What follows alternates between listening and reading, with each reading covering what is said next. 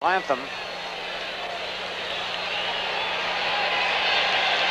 And as we mentioned earlier, no team has ever come back. As Tommy John takes the long walk in from the bullpen, no team after being down 2-0 in playoff competition has ever come back to win the last 3. And the Yankees feel they can do it. And there go the Yankees out on the field.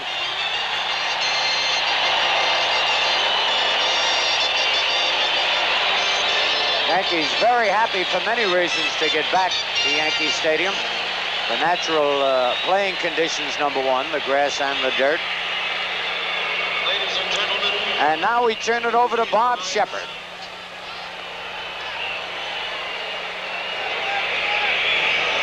Ladies and gentlemen, we direct your attention now to the microphone near home plate.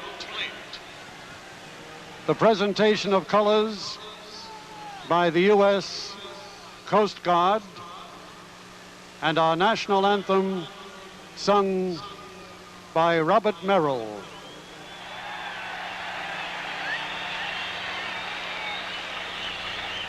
Oh, say, can you see by the dawn's early light what so proudly we hailed at the twilight's last gleaming, whose broad stripes and bright stars through the perilous fight o'er the ramparts we watched was so gallantly streaming, and the rocket's red glare, the bombs bursting in air, gave proof through the night that our flag was still there. Oh, say does that star-spangled banner yet wave o'er the land of the free and the home of the brave.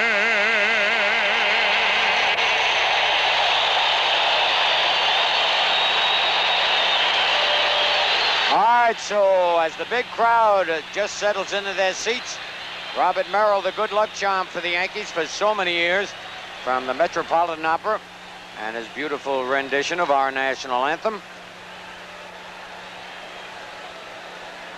And as the Yankees warm up, we're waiting for Tommy John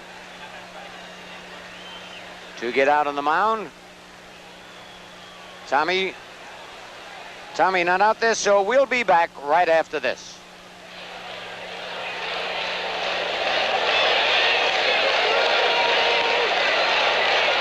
Skip through the Kansas City infield. I think that's one of the reasons the Yankees held John off, and they wanted to pitch him here instead of Kansas City. Well, this ball game is about ready to start. Here's Willie Wilson. Willie is 2 for 8 in the series so far, with 4 runs batted in. Over the air, he hit .326, and the ball game is underway. Bucky Dent better hurry. And they got him by a stride. 1 pitch, 1 out. I tell you, Bucky showed me something there, Bill. The ball was not hit that hard. He didn't panic, as we're looking at Bucky right now. Hey, a little quick step there, but this, really, he's very deep. Didn't hurry his throw, just put a lot on it, and they get the speedy Wilson. Easily. Now here's UL Washington, the shortstop. He's 2 for 7 in the series. Royals have taken the first 2, so it's up to the Yankees to come back here with their backs up against a wall. They need a win to stay alive, and there's a strike. Washington on the season hit .273 for the Royals, 6 home runs and 53 runs batted in. He's 2 for 7 in this series with a run batted in. Doubled in Wilson yesterday. Royals won that ball game by a score 3-2. 1-1. Royals won the opener 7-2. So it's 2-0 Royals here in games as we play game 3.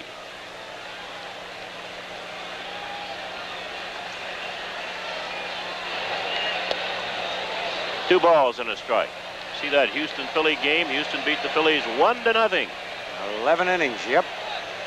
So the Astros go 2 wins, 1 loss against the Philadelphia Phillies. They go up a game, and the next game will be played in Houston. That'll fall. Base hit for UL Washington. Big turn by Washington, but Brown's throwing the Randolph will chase him back to first base. So UL picks up his 3rd base, and he's now 3 for 8. And the batter is George Brett, the 3rd baseman. He's 2 for 7 against the Yankees so far through the first 2 ball games.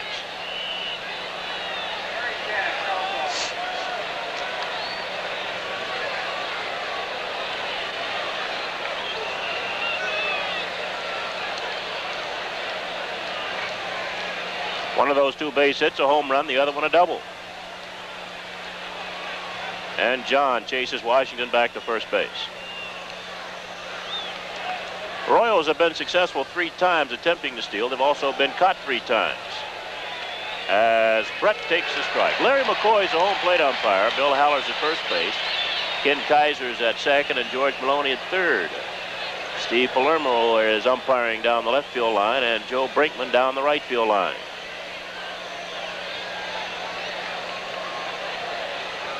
And the curve, that might be 2. Randolph, there's 1. Not in time. Bucky threw a bit off balance.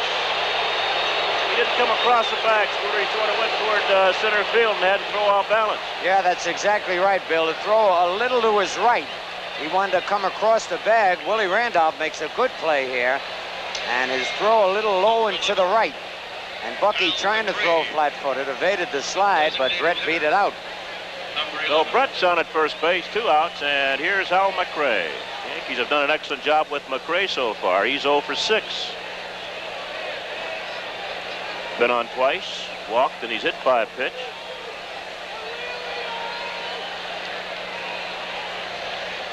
John does not have a good move to first base. He simply wants to let Brett know that he sees him there. Tommy will very seldom pick off a base runner. Too low, ball 1 on McRae.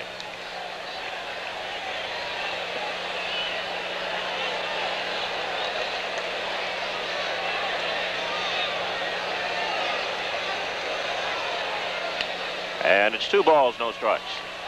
On the year, McRae batted .297 for the Royals, hit 14 home runs and drove in 83 runs. Bothered by injury some during the season. And to right, Jackson is there and almost misjudged the ball. Jackson almost waited too long. No runs, a base hit, a man left on base. At the end of 1/2 inning of play, the Royals nothing, and the Yankees are coming up.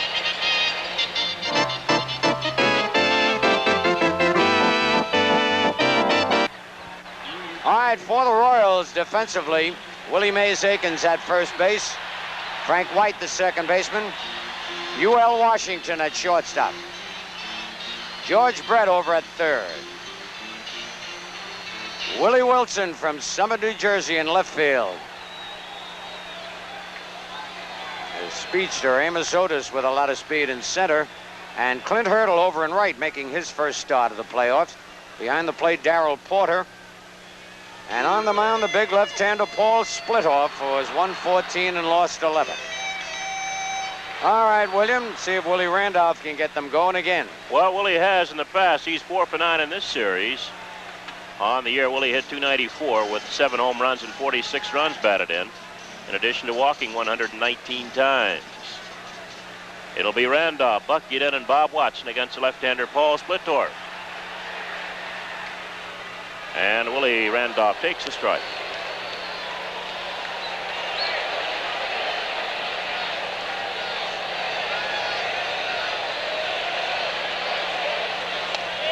Looks like they're going to work Randolph inside. Seems strange seeing the Royal infielders playing this close, where back in Kansas City they play very deep on the artificial surface. It's 1 ball and 1 strike on Randolph.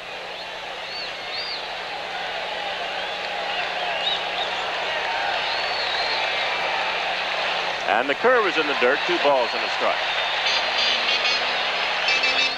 Well, on this surface, you're not going to get that true bounce all the time either. That's right. You can get change-ups every once in a while. Yeah, a little erratic bounce, too. 2-1 on Randolph, leading off of the Yankees in the bottom of the first. Royals did not score in the top half of this inning. Ewald Washington. He's got a strong arm, and they tagged Randolph. The Yankees went up and got the ball, came back down. Jeff Torborg thought Randolph was on the bag when he was tagged, but Bill Haller, the first base umpire, called him out. Here it is. Let's look at it again. He throws flat-footed, strong throw, but high.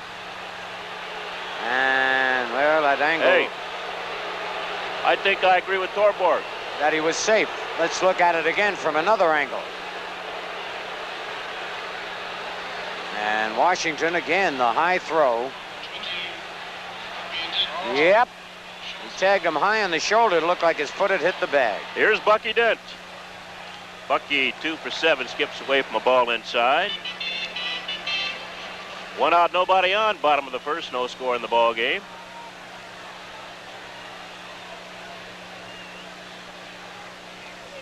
And it's 1-1.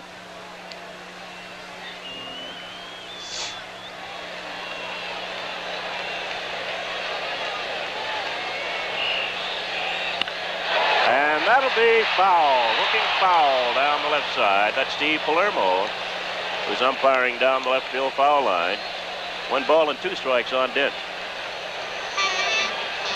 Well, coming into tonight's action, Scooter, you couldn't find much closer hitting. The Royals, as a team, through the first 2 games, hit .262, and the Yankees .261. In fact, the Yankees out-hit the Royals 18-16, but the Royals won the first 2 games. 2-2 on Dent.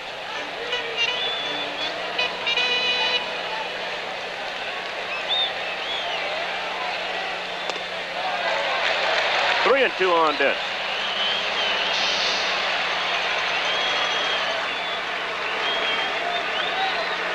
Yankees have scored just 4 runs so far through the first 2.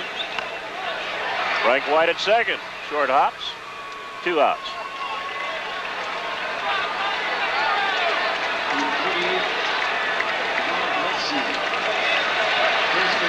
And big Bob Watson's a batter. Bob batting a .307 on the year. He is 3 for 8 so far in the series. And he hit that double yesterday we showed you into the left field corner that Randolph tried to score on, and a fine relay from Wilson to Brett to Porter and nailed Randolph at home plate.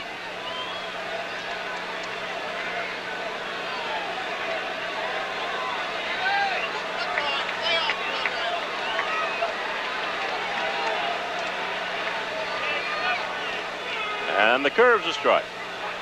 On deck is Reggie Jackson.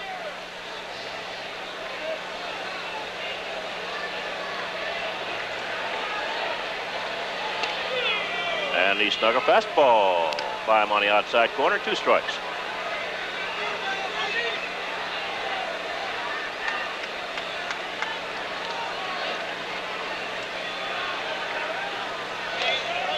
One and 2 on Watson.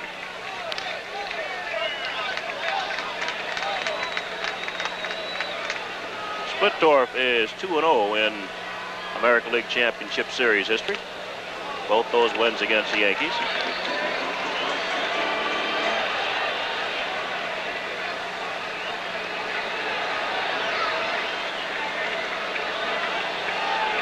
Beat the Yankees in game 2 in '76 and game 1 in '77. Base hit for Watson. And we're going to corner. Hurdle runs it down, but Watson will hold at second base with his 4th series hit.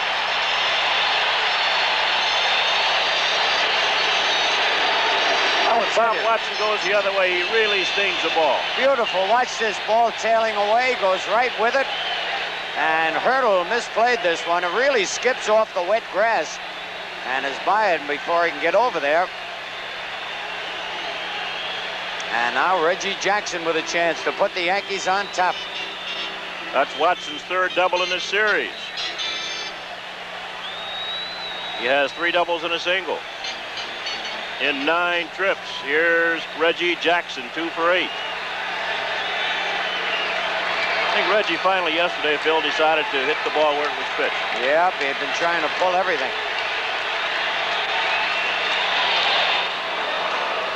And he didn't take that big cut at that one. Looks like he's trying to go to left field or up the middle. Reggie trying to get the run in. The Royals have pitched him away. Had a great year in 1978 in the playoff series against Kansas City. 462 for Jackson. 1 strike. And he couldn't check it. In fact, he got a piece of it. Yeah. Yep.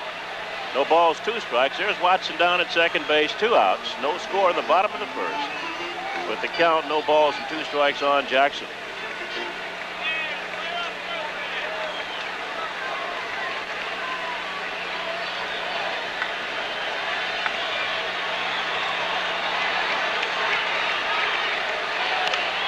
And that's fouled off upper deck left side.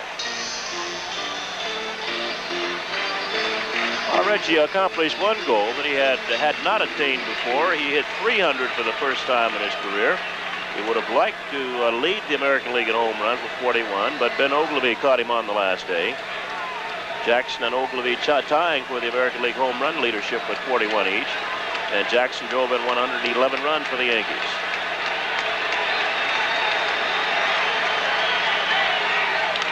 And once again, he goes the other way. Now, Reggie Jackson trying to hit home runs would have either popped that ball up or missed it completely. Yep. I like it when Reggie does that. Protects the outside part of the plate.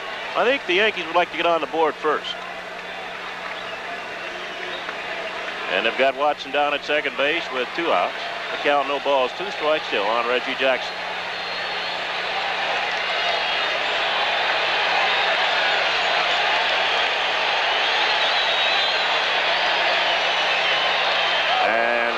Struck him out, and Porter will tag him before he leaves home plate.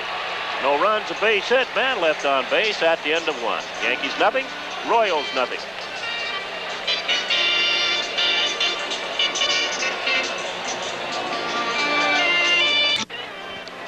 Well, no score at top of the second. A reminder that this copyrighted telecast is presented by authority of the Yankees, and WPIX is intended solely for the private, non-commercial use of our audience.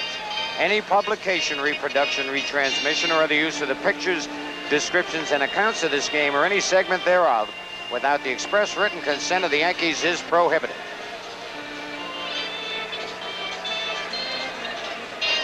All right, Tommy John will be working to Amos Otis, Willie Aikens, and Darrell Porter. They've done pretty well against both types of pitching, Bill. Well, they won it, didn't they? Yeah, sure did. I'm sure the Yankees would have comparable stats if they will be put up there. Otis will lead off here. He would rather hit against left-handers and right-handers. He's 3 for 8 so far in the series. On the year, hit .251 for the Royals. It'll be Otis, Aikens, and Darrell Porter against Tommy John here in the 2nd inning. Scoreless ball game. Each team with 1 base hit. And a strike. John, like Flittor, has also pitched well in league championship play. He's 2-0. Both those wins, though, with the Los Angeles Dodgers. And he has a string of 15 straight scoreless innings now in league championship series play. And he's given up just 1 run in his last 19 innings of pitching in league championship play. Bucky Dent gets another shot at shortstop in the dirt, but Watson comes up with it. What a play. Bob Watson. That was a wicked hop, Bill. Well, I think he's lucky, Bill. It took a long bounce to him. Let's watch it. Yep. Bucky turns that ball over, see it? Yeah, he's been doing that a little bit. The sinker way out in front of Watson, and it came up, as Bill said, didn't stay on the ground and scoot under the glove. That's a big out. So there's 1 away here in the 2nd. Good play by Bob Watkins. Mr. Watson. Willie Mays Aikens a batter. Aikens 1 for 7. That was a big hit. Pete Guidry. 2 RBIs after they walked a man to get to him. And he takes low, ball 1. Yankees showing the Royals all left-handers. Guidry started the first game. Rudy May started yesterday. Tommy John here tonight. And it's 2 balls and no strikes on Aikens. Well, he guessed curveball yesterday on Rudy May and really ripped one to right field. And it's 2-1 on Aikens. Yeah, he really did hit that ball. Tremendous foul.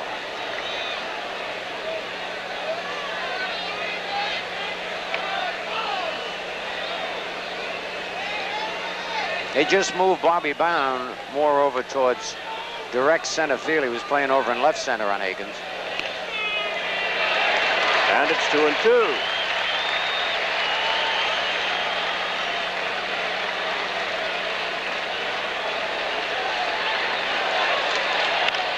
And he goes the other way for a base hit.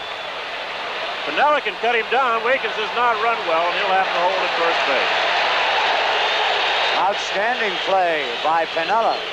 Now, if that were in Kansas City, that ball would have been bouncing off the wall and at least a double for Aikens. Well, I don't know about Aikens now. Well, Willie, we laugh, but it's not. We shouldn't probably laugh because he has had some knee problems, but even before the knee problems, he couldn't run well. That's right. Darrell Porter, the batter. He's hitting .249 on the year, 7 home runs, 51 runs batted in, 1 for 7 in the series. And John misses outside. 1 out, 1 on, no score in the second inning. There's Porter. In the past, he has really hurt the Yankees. John's curve misses, 2 balls, no strikes.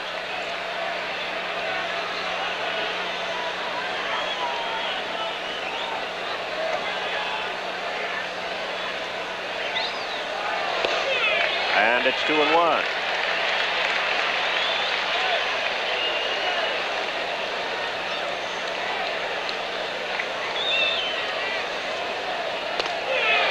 Two and 2 on Porter. Tommy John threading the needle on the outside corner.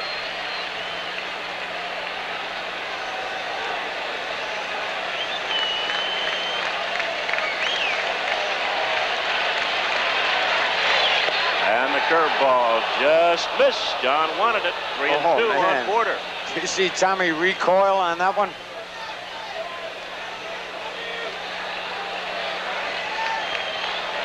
Let's see if they'll start Aikens on this 3-2 pitch with 1 away. He's going. And it's a foul ball. Foul ball off first base.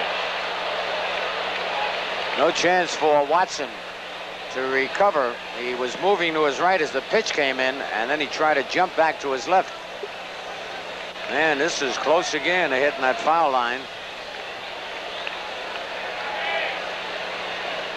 Really jerked on that one, almost fell down, and there you see Watson just miss it. And just foul. But still 3 and 2 on Porter. 1 away, and probably once again, Willie Aikens will be running from first base. Good chance for a DP if John can strike out Porter. And that's another foul ball. He'll get foul off first. Tommy better throw him a little breaking pitch here. That Porter's looking for that fastball, just pulling everything.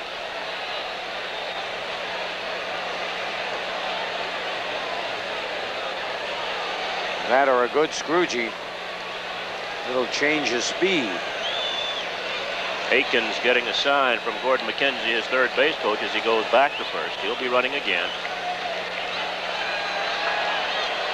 3 and 2 on Porter with 1 down here in the second inning, a scoreless ball game. And John misses outside, ball 4. And the Royals have runners at first and second with 1 away. And the batter's the right fielder, Clint Hurdle. He's batting for the first time in the series. He had .294 on the year, 10 home runs and 60 runs batted in.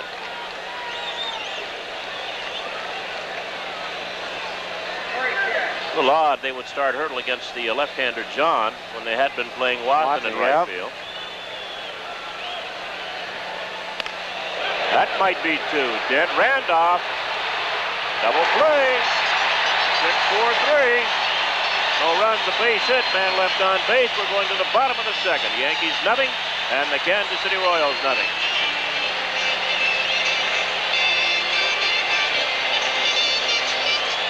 It's scoreless ball game. We look at Dick Hauser pacing the Yankee dugout. And in the corner, it's Jim Fry. Jim Fry. Got the dark glasses on. Billy Connors, his pitching coach, with his hands on his hips. Hey, I told Don Connie, every time I mention a birthday or an anniversary or a wedding, we win. And Nancy Pope, Lev Pope's daughter, who is the president of Channel 11, WPIX, and Tommy O'Connell are getting married tomorrow. Congratulations. All right, Scooter, and taking high is Eric Soderholm, leading off for the Yankees here in the second. Be a nice wedding present for them. Yep, nice win. Soderholm 1 for 4 in the series. And that'll be out of play. No chance for Porter. He'll give it a shot, though, but that'll be way back in the seats. On deck is Rick Cerrone. You see him there with Porter.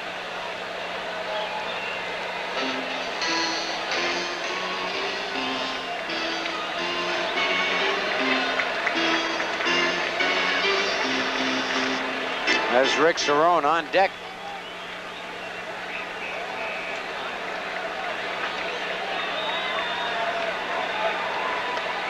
Inside, 2 balls and a strike.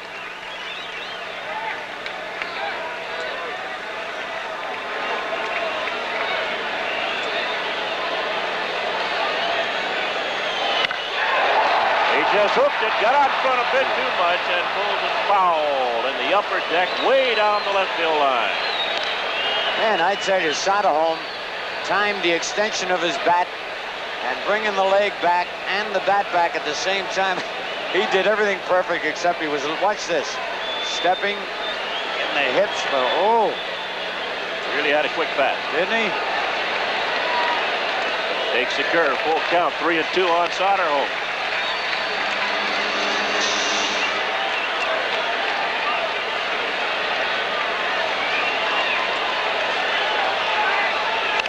And he pops it up. Frank White, second baseman, calling. And there's one away. Soderholm let that ball get in just a little bit and got under it. 1 down here in the second inning. And Rick Cerrone is the batter. Cerrone 3 for 8 in the series.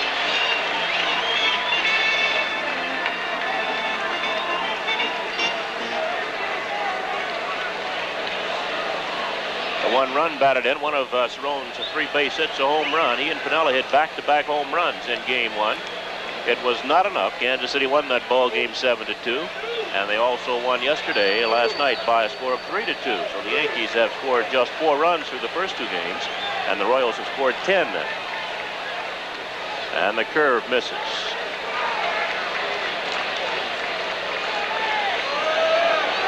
Yankees have 19 base hits in the series, and the Royals 18.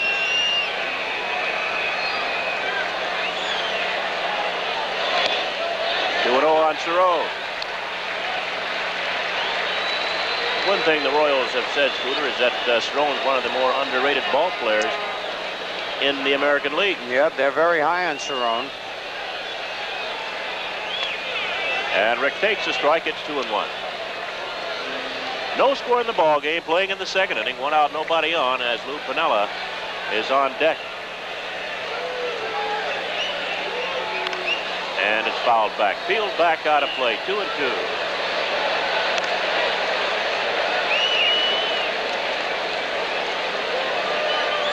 Cerrone will have to get a lot of votes in this year's most valuable player race. No doubt about that. Got him with a breaking ball. Second strikeout for Splitor. And there are 2 outs. The curveball here on Cerrone. Good motion, too. It goes down and Rick way out in front. Oh, Splittorff has chalked up his second strikeout, and the batter now is Lou Piniella. Lou is 1 for 3. With a run batted in, that base hit a home run, hit it behind Cerrone.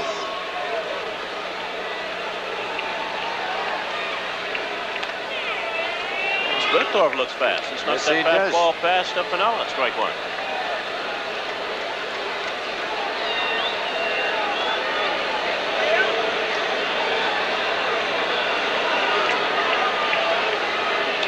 And misses. 1-1.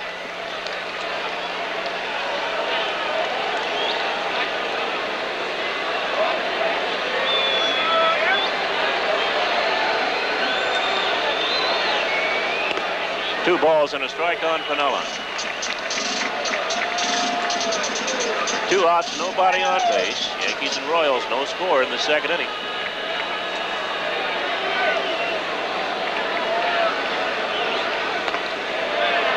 And it's 3-1. All year, Phil, the Yankees have sort of built walls to try to climb over, and have done it again here, of course, with the help of Kansas City. Yep. Royals have been tough through the first 2.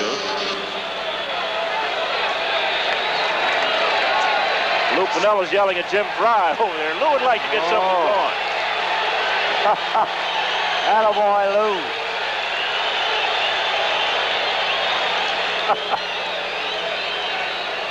Lou does not like to lose. Nope. And you like players like that. He would do anything to try to ignite the Yankees. And it's ball 4. Pinella off. That's the first pass given up by Splitor. Pinella's on at first base. There are 2 outs. That's only the 3rd walk given up by Kansas City pitchers in this series. The Yankees have given up 9 base on balls. Big difference. Yep. Rodriguez, Aurelio Rodriguez, 1 for 4 in the series. There are 2 outs. Pinella's at first base.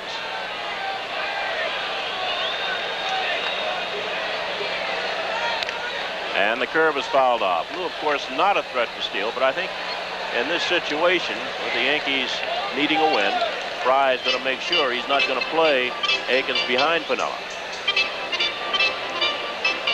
Normally, you would play the first baseman behind Lou.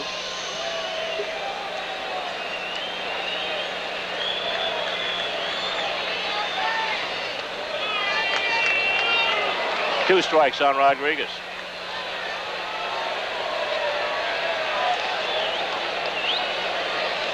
Porter caught that ball and sort of eased it into the strike zone. That's good catching. A lot of catchers catch the ball and take it away from the strike zone. That might be trouble. Exactly. Rodriguez hit it out with Pinella holding second base. Little chopper down the third baseline. Smithsworth took a long time getting to that ball. Not only that, but if he lets it go, it's got a kick foul. Big break for the Yankees here. A lot of English. And then he throws off balance. And Aurelio beats it out.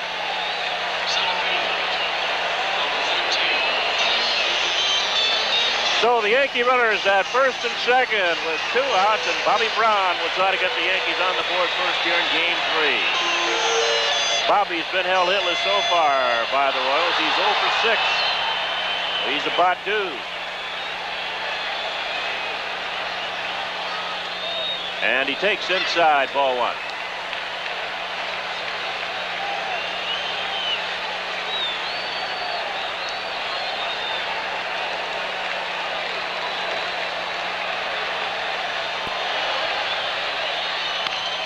On the ground is short. Washington is there. Flips to White for the force on Rodriguez. That'll retire the side. No runs, a base hit. 2 men left at the end of 2. Yankees nothing and Kansas City nothing.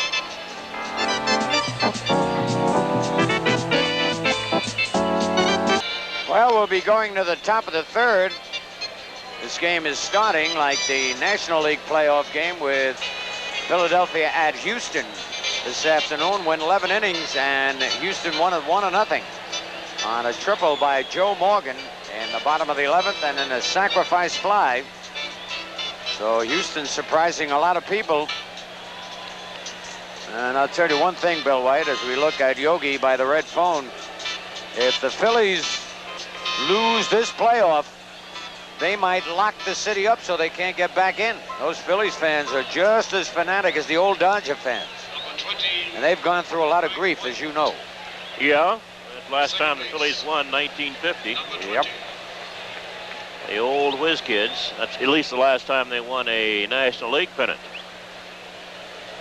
They lost to you guys that year, right? Yeah, 4 in a row. But they've had a couple of chances to win their divisional title. Well, they always bounce up against the Dodgers. Dodgers or Cincinnati, yep. Yep.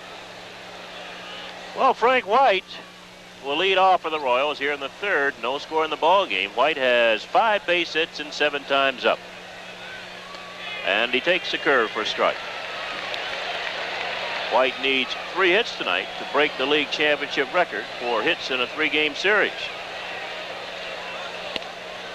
The current mark is 7.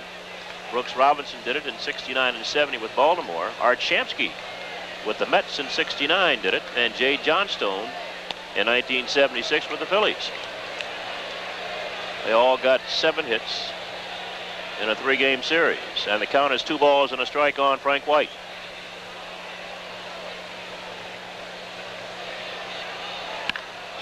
What cut by Rodriguez.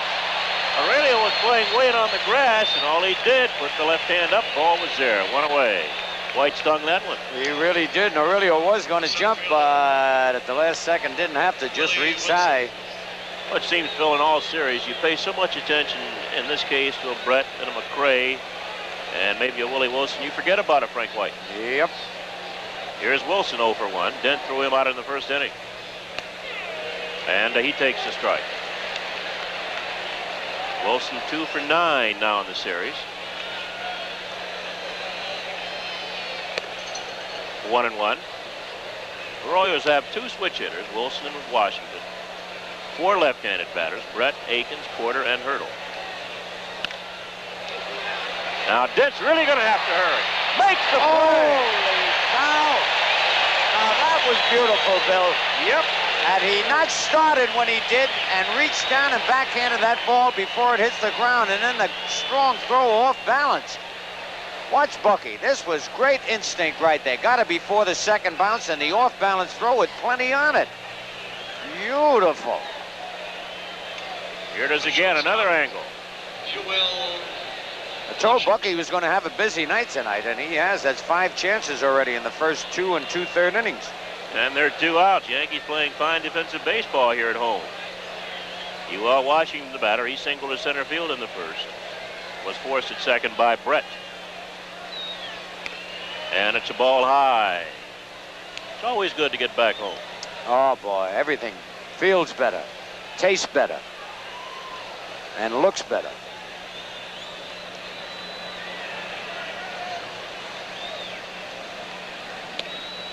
Two 2-0 on Washington. Talking about fielding, the Royals have yet to make an error in this series.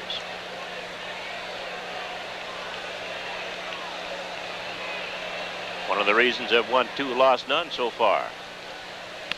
Right back through the middle, and Willie Randolph should throw him out. Good stretch by Watson. Side retired. Put out 1-4-3.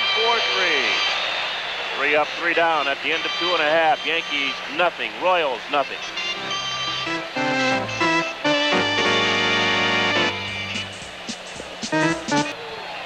Top of the Yankee batting order, Willie Randolph leading off against Paul Splittorff here in the 3rd inning. It's 0-0. And the curve is low, ball 1. Willie bounces short in the 1st inning. He's 4 for 10 in the series.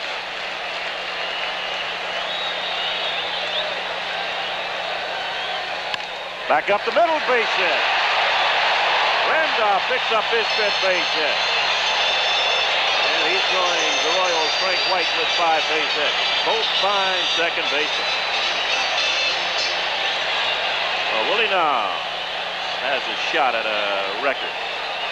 Same record White has a shot at.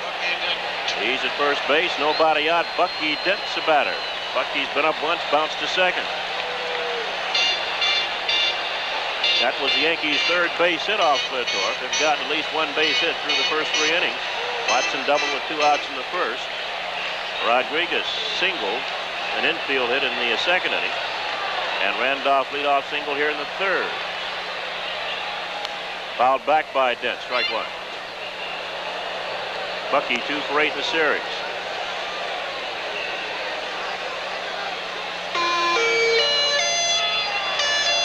Yankees got on the board first in game 1, but they lost it 7-2. Royals made their 3 runs hold up yesterday and beat the Yankees 3-2.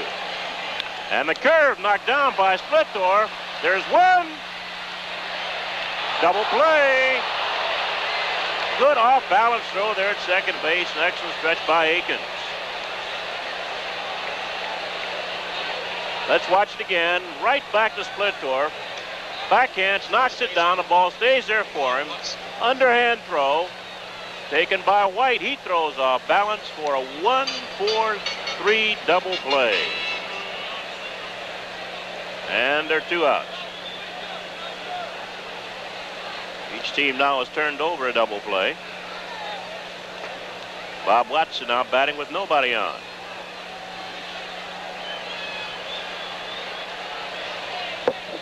And the Royals continue to play flawlessly defensively. Strike 1.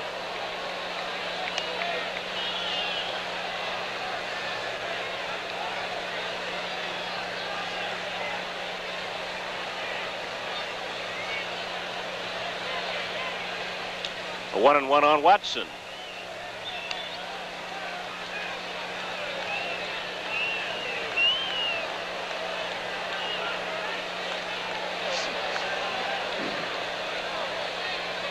Curve bounced up the middle. Watson picks up his 5th series hit. And he's 2 for 2. Boy, that double play, a big one. Oh, big one. All right. Reggie's got to hit one here to really get the Yankees alive. He hits right down on this curveball. Yeah, that's why Watson gets a lot of base hits, Bill. Another guy might swing up on a curveball and pop it up. He gets that top hand over on it. Right. Watson, of course, not a threat to steal, and he'll be held there by Akins for some reason, as the Yankee fans want it done again. Looking back at 77 and 78, Jackson struck out in the first inning. One of 2 strikeouts chalked up by Paul Splinthorpe. And a strike. Pitching Reggie down so far tonight. Well, now they decide to play behind Watson at first base. Akins will move behind Watson.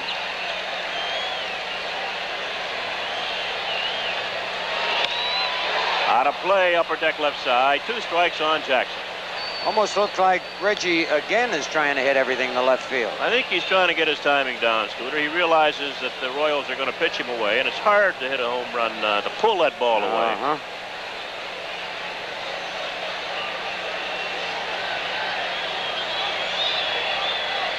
And a balk. How do you like that? Looked like Splitoff couldn't get his foot off the mound the way he wanted to. Well, Akins had told him the pitch before he was going to play behind Jackson. Now Fry wants to talk to Bill Haller about the play. Well, I tell you, Splitoff didn't argue. Neither did Akins or Porter. And Fry gets the word. Well, I guess he just wanted the explanation. Huh? Let's look at it. He right started there. right there. Yep. Broke the arms just the least little bit. Well, he would have had to step off before he started that move. He did things backwards. Started in his motion and then stopped and backed off. If he had backed off, then started the motion, he'd have been all right. Of course, that's illegal too, but they wouldn't have called it. Right. You can't deceive the base runner. 2 strikes on Jackson with 2 outs. And it's popped up. This might be playable off third by Brett. Nope, he can't get to it. That ball really sailed in there. It really did. Got above the stadium roof, and what little wind there is, pushed it foul. Evidently, that wind is blowing in from right field. You see Reggie swinging late on almost every pitch right now, just trying to make contact. Well, contact here is a big one because the go-ahead run is down at second base with 2 outs. Struck him out with a slow curve. Jackson goes down swinging for the second time.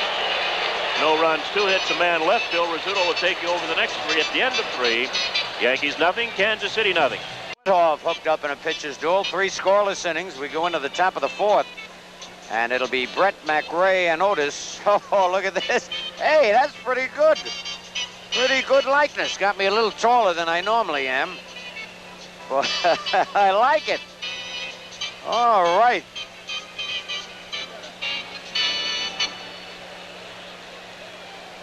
George Brett bounced into a force play his first time up.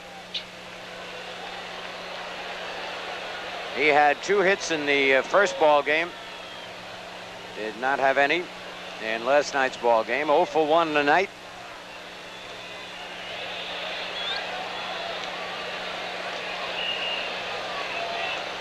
Batted .390 on the year. Unbelievable.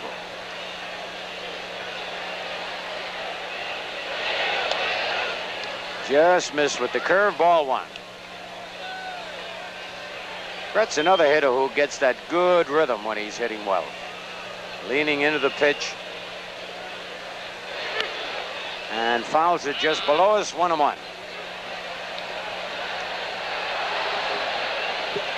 Tommy John, 22-9 on the year. Still in the running for the Cy Young Award.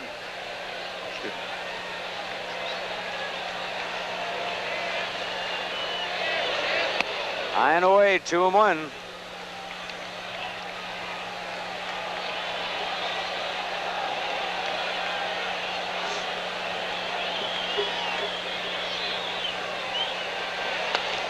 Out in front, he took a little bit off. Good motion by Tommy John. 2-2.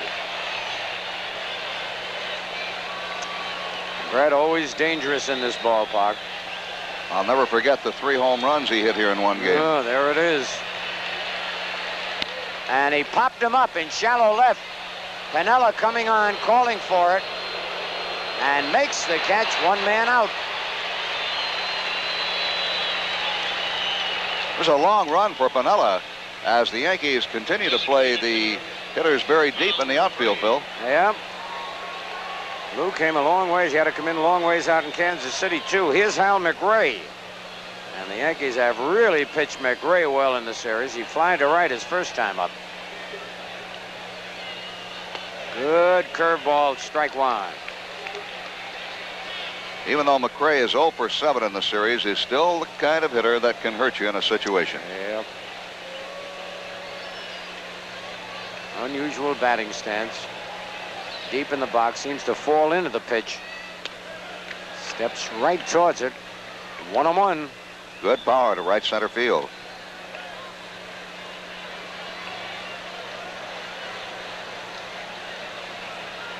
And lined up the middle as his first hit of the series. He hit a bullet to center field. Center fielder, Amos. Third hit off Tommy John. And now Amos Otis, who bounced to short his first time up. And they want to take a look at that baseball. Had a very interesting talk while we have a moment, Phil, with Willie Wilson before the ball game regarding the play last night about him overthrowing UL Washington, throwing to Brett. He said he was not trying to hit either man. He was throwing in an area. He said he knew both the cutoff men were lined up that way. He was just trying to get as much on the throw as he could into that area and get the ball to one or the other in the air. Well, it really worked, and he got a lot on it. All right, Otis. But first, the throw to first, McRae back. Really not a pre-designed play. He said they just both line up. And he tries to get the ball in that direction. Not a bad idea. 1 man out, no score, top of the 4th. Low and away, ball 1. McRae, an excellent base runner. Otis really makes Tommy wait. He makes every pitcher wait, for that matter. McRae, a very hard base runner, too. There's a ground ball. There'll be a collision at second base. You can bet on it. He has said that. Throw to first, and he's back. Who did he hit so hard? Was it Willie Randolph? Willie Randolph.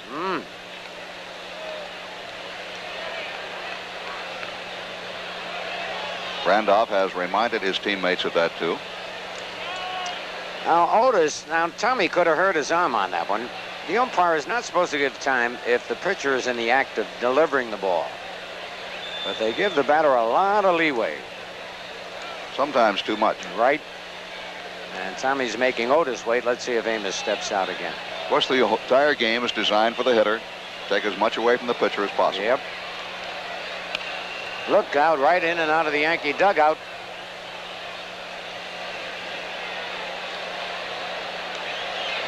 Hit somebody on the shoulder there? That's Louis Tiant rubbing his shoulder. No. Is it? Isn't it?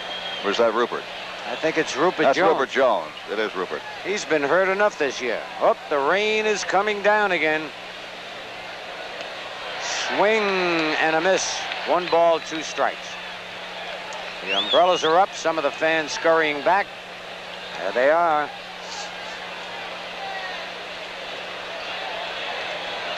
Had quite a bit of rain before the game started. Stopped just in time. No score, top of the 4th. Neither team able to take batting practice or infield. Though some of the Yankee early arrivals could have, but they elected not to, I'm told. And fly ball to right field. Jackson started in, goes back, makes the catch. And I tell you, Otis just hit that one hand and the ball really carried out to right field. 2 men out. Reggie. The first baseman. Here it is again. Jackson had already started in when the camera picked him up there on the replay. He got back in time to make the catch. Ball is carrying well, or at least that time. And of course, Tommy John, if you're going to hit him, you got to hit him the opposite way. Otis got a lot on it, you said, with just 1 hand on the bat. All right, here's Akins, who lined a single to left field. It was almost the duplicate of the pitch that Guidry had thrown him right in on his hands. He fought it off, hit it the opposite way. And you can see the rain coming down hard. Ball 1. And now Bob Watson, who has a lot of problems when it does rain. Remember, he had to take himself out of that 1 ball game, Frank. He did, because he could not see through his outside eyeglasses. Reggie Jackson also wears the outside glasses, but he can keep the bill of the cap pulled down lower. Because most of his plays, he's got to look up for the fly ball. Watson has to keep the cap back so he can see the throw come across and the ground ball. A little bit low. 2-0. And it's not going to be long before the umpires call a halt to this. Bill Haller wants to. He calls it. Bill Haller could not stand it anymore. He said, let's get the tarpaulin on. It's coming down too hard. And Larry McCoy. I imagine Haller would be the crew chief of this group, Frank. Well, he is the most veteran umpire in the American League. Usually, the plate umpire is the one who is in charge of the ball game and would make the call, but Bill Haller says that's enough. Let's get the tarpaulin out. As Haller, Kaiser, and McCoy have a little chat. Well, we see Lee McPhail already down on the field going into the walking on top of the Yankee dugout. And I imagine he'll go in and confer with the umpires. Tarpaulin is wet from the first rainfall, so it's not too easy to put down. They got the one at first base, the second down very fast. The one from third to home having a little problem. Now they're going. Really, they call time at 9:26. It is now 9:58 on the scoreboard clock here at Yankee Stadium, which incidentally, the scoreboard clock is the official clock in every ball game. We learned that from the umpires earlier this year when we were wondering if one umpire might not keep an official watch, and then we were told, nope, the scoreboard clock is the official clock so that everybody can see it. So Willie Aikens steps in against Tommy John. We're back to action. Top half of the 4th inning. No score in the ball game. 2 outs. And Hal McRae, the base runner, down at first. And we'll see if McRae might be running here on the first pitch to Aikens. Phil? All right, Frank. Good observation. He doesn't go, and it's lined off the glove of Watson. And Randolph picks it up but cannot make a play. Bob Watson almost coming up with a spectacular catch. It's a base hit. Aikens wasted no time jumping on Tommy John's first pitch. So runners at first and second. There it is. Aikens figured John would throw a fastball perhaps on the first pitch after the long rain delay, and he hammered it off Watson's glove right there. Watson, had he not been holding McRae on, might have been able to catch that ball. A little more lateral leeway. Incidentally, Willie Wilson said that is why he has not been running one on first base in this series. He is making the first baseman hold him on to open up the right side of the infield for the men batting behind him. All right, unselfish play by Willie Wilson. Darrell Porter walked his first time up. The only walk issued by Tommy John. 2 out, 2 on, and no score here in the top of the 4th inning.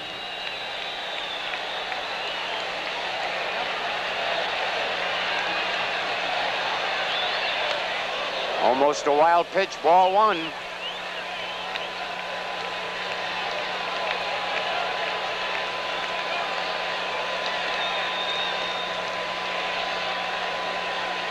There's that last pitch by Tommy.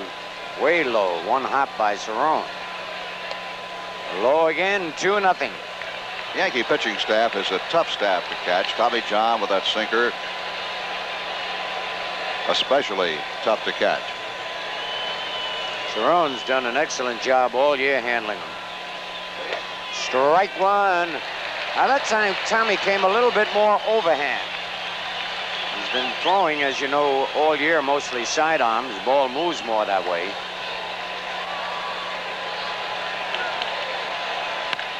Line foul. Holy cow, they are coming so close to that foul line. Umpire out in right field is Joe Brickman. The camera was on him. 2 balls, 2 strikes, 2 out, 2 men on. No score, top of the 4th. And there's Tommy Underwood and Ron Davis loosening up now in the Yankee bullpen. Underwood and Davis.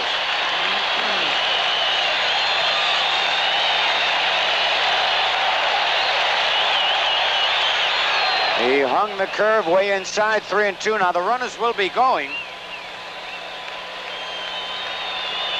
Full count, 2 out.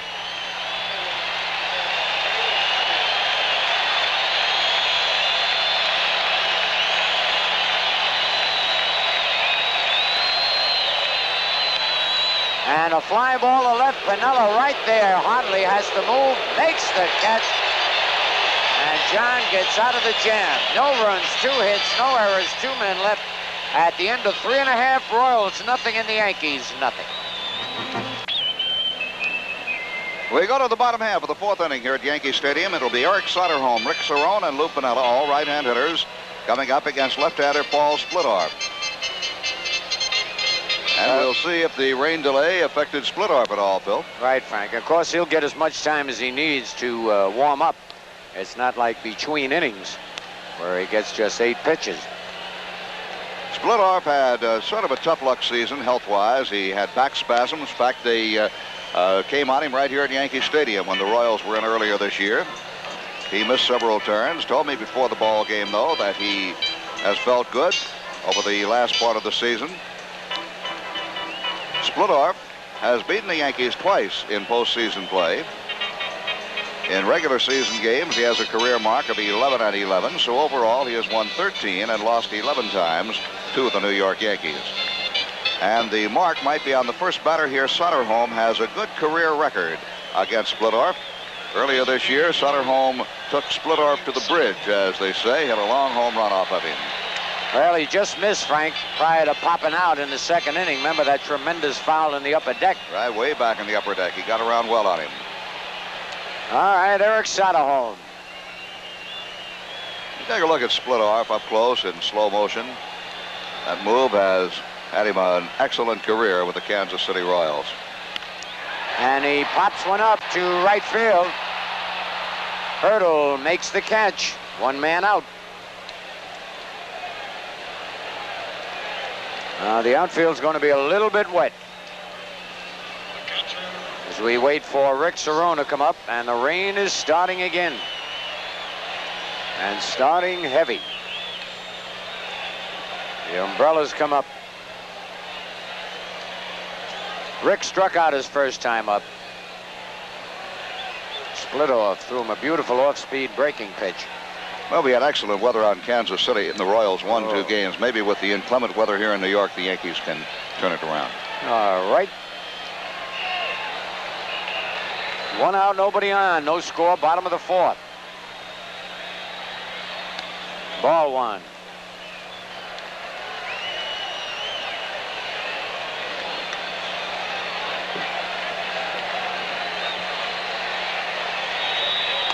Two and nothing. See the raindrops coming down on the Royals.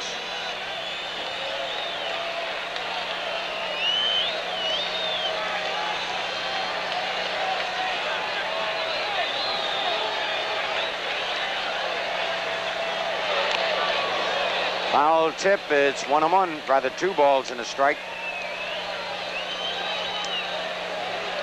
Split off with a good fastball tonight. Lou Piniella on deck. And pops it high in the air. Let's see if Porter's got room. No, runs out of room. Hits on the screen. Oh, there's that crazy hairdo man again. Haven't seen much of him lately. I think he's been following the National League. Oh. I saw him on television the other night, the ball game down in Philadelphia. He gets around. Yes, he does. Usually gets in for nothing, too. Pretty good gate crasher. 2 balls, 2 strikes, 1 out.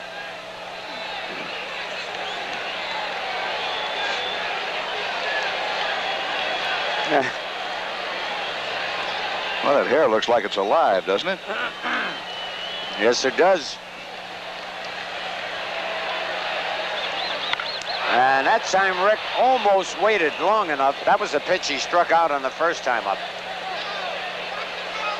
Each team with 4 base hits. Neither team has made an error. Neither team has scored. Here in the bottom of the 4th inning. 1 out, nobody on.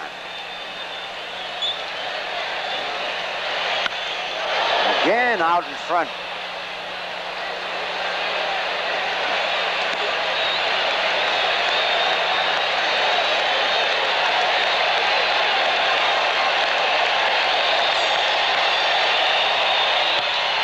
Center field, and Amos Otis makes the catch. Ball hit right on the nose. Line drive to Amos. 2 men out. And now Lou Piniella, who walked his first time up. That's the only walk in the ball game given up by Splitoff. Tommy John has walked 1.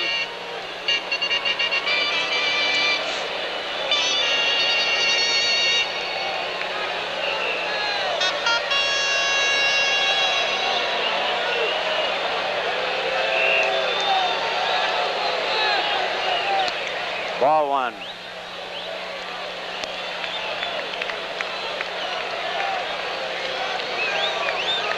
Piniella 1 for 3 in the playoff series. 2 balls, no strikes.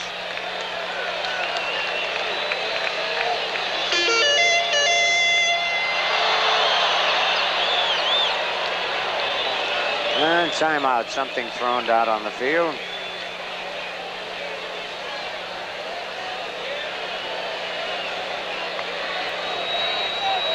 Jim Pry, the rookie manager of the Kansas City Royals.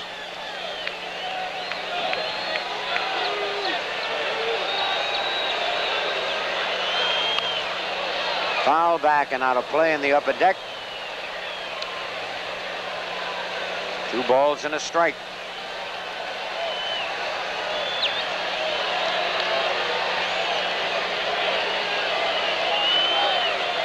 Fry is not getting on Piniella now as he did last time Lou's at bat.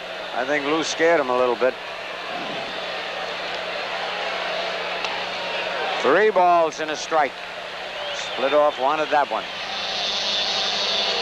Let's see, there's Dick Hauser. Well, 2 rookie managers in this playoff series, Fry and Hauser, and I guess Dallas Green had just a little bit of experience last year, Frank. Yes. Bounce foul. Right in the photographer's booth. 3-2. Of course, Bill Burton, a veteran manager of the Houston Astros, one-time Yankee manager, Tommy John, hoping that his teammates can get him at least 1 run to work with.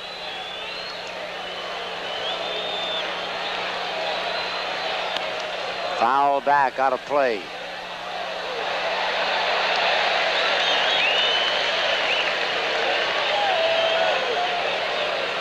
Don't you imagine Bill Burton is sort of rooting for the Yankees in this American League yes. Championship Series? Wouldn't he love to come back?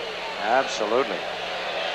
There are Splitoff's figures, lifetime and regular season play against the Yankees. Odd grounder and bobbled, but grabbed by Brett and throws him out. So Brett stayed with it. Odd ground ball, 3 up, 3 down, into 4. Royals nothing, Yankees nothing.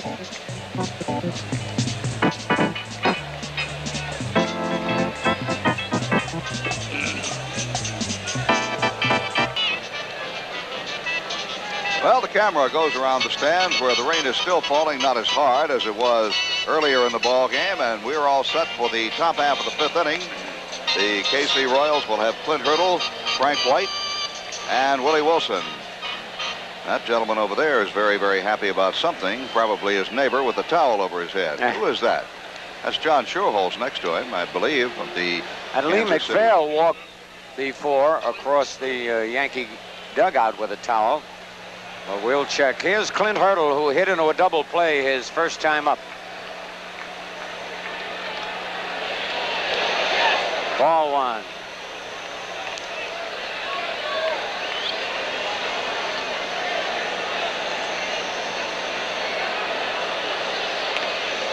Two balls, no strikes.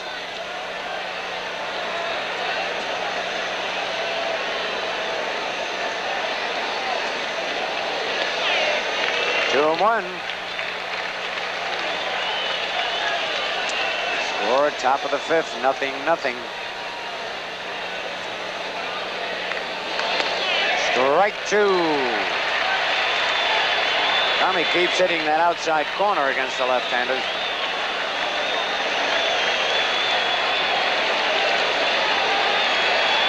He got him. First strikeout for Tommy John.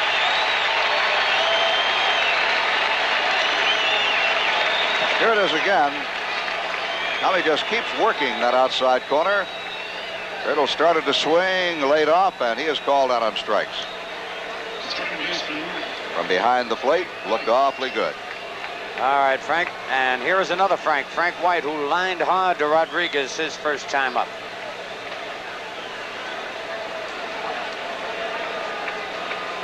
Five hits so far on the championship series for Frank White. Bob Watson and Willie Randolph also have 5. Uh-oh, that's gone. It's a 1-0 ball game. Frank White has just hit one into the left field seats off Tommy John, and the Royals are out in front, 1-0. No doubt about that one, Frank. No doubt about it, and Frank White, I think, has a leg up on most valuable player of this championship series. They will officially name an MVP for the first time since the inception of championship series play in the American League in 1969. Right. Frank White's 6th hit, and it's going to go all the way. It looked like it hung up there for him. White was looking for it and drills it well back into the left field seats. A 1-0 Kansas City lead. All right, Willie Wilson bounced to short twice, takes the ball outside. Thrown out twice by Bucky Dent. What a great play by Bucky. See Rick wanting that ball down. Tommy's starting to get it high, and the Kansas City bench hugging Frank White, and well, they should. When Frank gets his pitch, he can hit it out. He hit 7 home runs during the regular season. You don't think of him as a home run hitter, but he will hurt you with a long ball on occasion, and he has just hurt the Yankees. Lined up base hit for Willie Wilson. And Reggie bobbles the ball, but Wilson holds. Gets it in quickly. And we're going to get action in the Yankee bullpen quickly. Now we'll see how here it is again. That pitch away from him, and Wilson goes the opposite way with it. Line shot into right. We'll see how Wilson and Fry are going to play it now.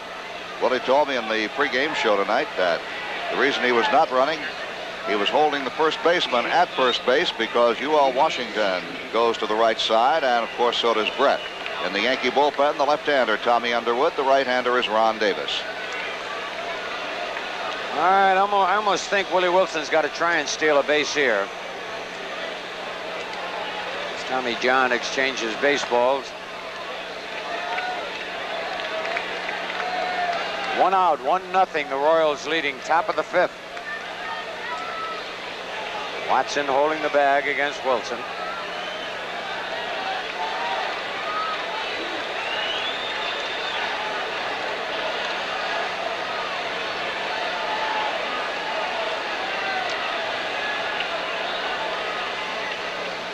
Not a good move by Tommy.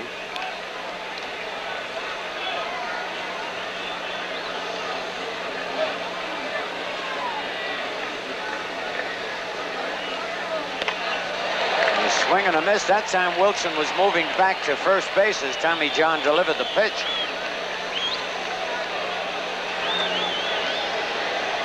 Washington tried to hit it through that hole there.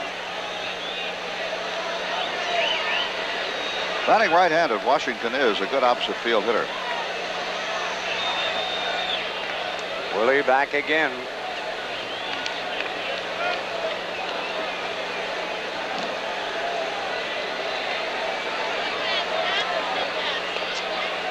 He was going to bunt, took it a little low, 1-1.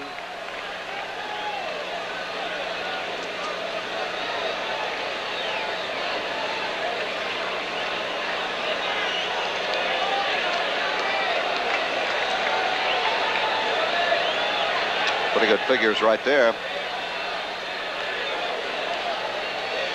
Give Cerrone half a chance, he'll throw you out. You don't get that big jump on the pitchers.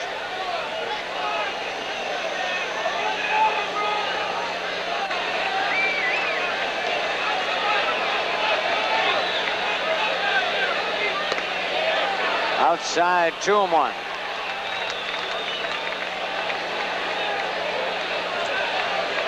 Ewell Washington looking for a sign. Hit and run. During the regular season, Wilson was on his own unless he was given a red light, specifically told not to steal. And a bouncer in front of the plate. Cerrone's going to have to hurry. Falls down. They got him. Great play by Cerrone as his right foot went out from under him, but he still made the play.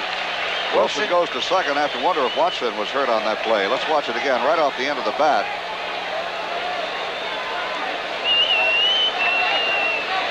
From his knee, threw him out, and you see Watson was stepped on. Yep. Ewell Washington stepped on Bob Watson's left foot and spiked him on the foot. He was way inside that baseline, too, to step on Watson's foot. As Bob just had the corner of the bag. But it looks like he's all right. Tying it up.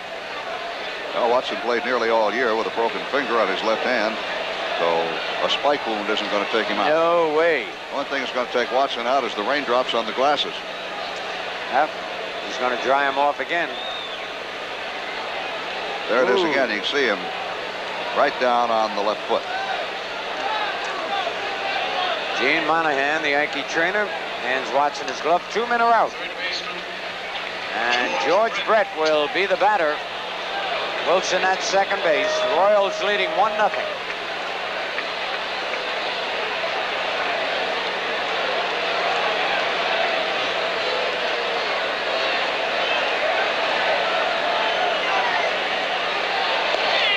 Strike one.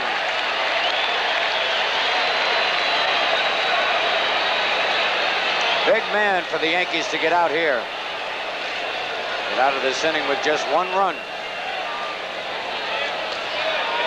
1-1.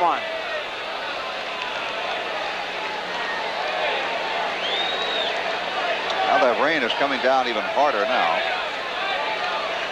Not as hard as it was when time was called, but harder than it was just a few minutes ago.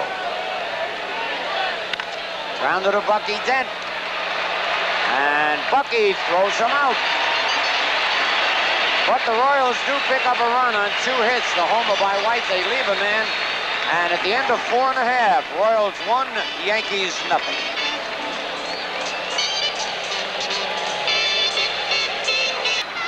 Bobby Brown and Willie Randolph to follow. Rodriguez with a base hit in the second inning. Bounces it foul. 0-1. We certainly talk about George enough. He gets enough publicity. Talk about Ewing Kaufman, owner of the Kansas City Royals. Man who's built a pretty good ball club there. And just 1 game away, or half a game right now, from their first ever pennant. I bet he's really happy. Pop foul out of play. Well, it's interesting as far as the way they built their ball clubs, the philosophies. I think on 25 men playing here tonight for the Royals, 15 have come through their farm system. And the Yankees of the 25, 2. And that's Bobby Mercer, who, of course, was here very early, 65, and came back, and, of course, Ron Guidry. Of course, you got to give George Steinbrenner credit for the fact that the Yankee farm clubs now are very strong where they weren't before. He spent the money down there in the farm clubs, and I think you will be seeing a lot of players coming out of the Yankee farm club. 2-2. If I'm not mistaken, the Yankee farm system, all the clubs except one won a pennant this year and last year. They've been really coming along the last 2-3 years since he's put that. He puts down a manager down there, a pitching coach, a hitting coach. He's really going all out. Well, I talked to Joe Altobelli, who managed the Columbus Club, had a fantastic year, and he had John Kennedy, who we played against in the 1966 World Series for the Dodgers, and he had Sammy Ellis, who used to pitch for the Cincinnati Reds. 3-2 pitch is popped up, shallow right field. Frank White, man of the hour right now, makes the catch. One guy. Al, that's the direction our organization is going to in the future. We're going to go and build up our farm club and bring the players up through our system. What about free agents? Will you go after any of those? We might take a little shot at them this first year here and maybe a little bit next year, but we're not going to do anything to hurt our organization. We'd like getting those players who want no trade, no cut contracts. You don't think Georgia's going to get any free agents if they lose tonight, do you? 1-0 the count on Bobby Brown.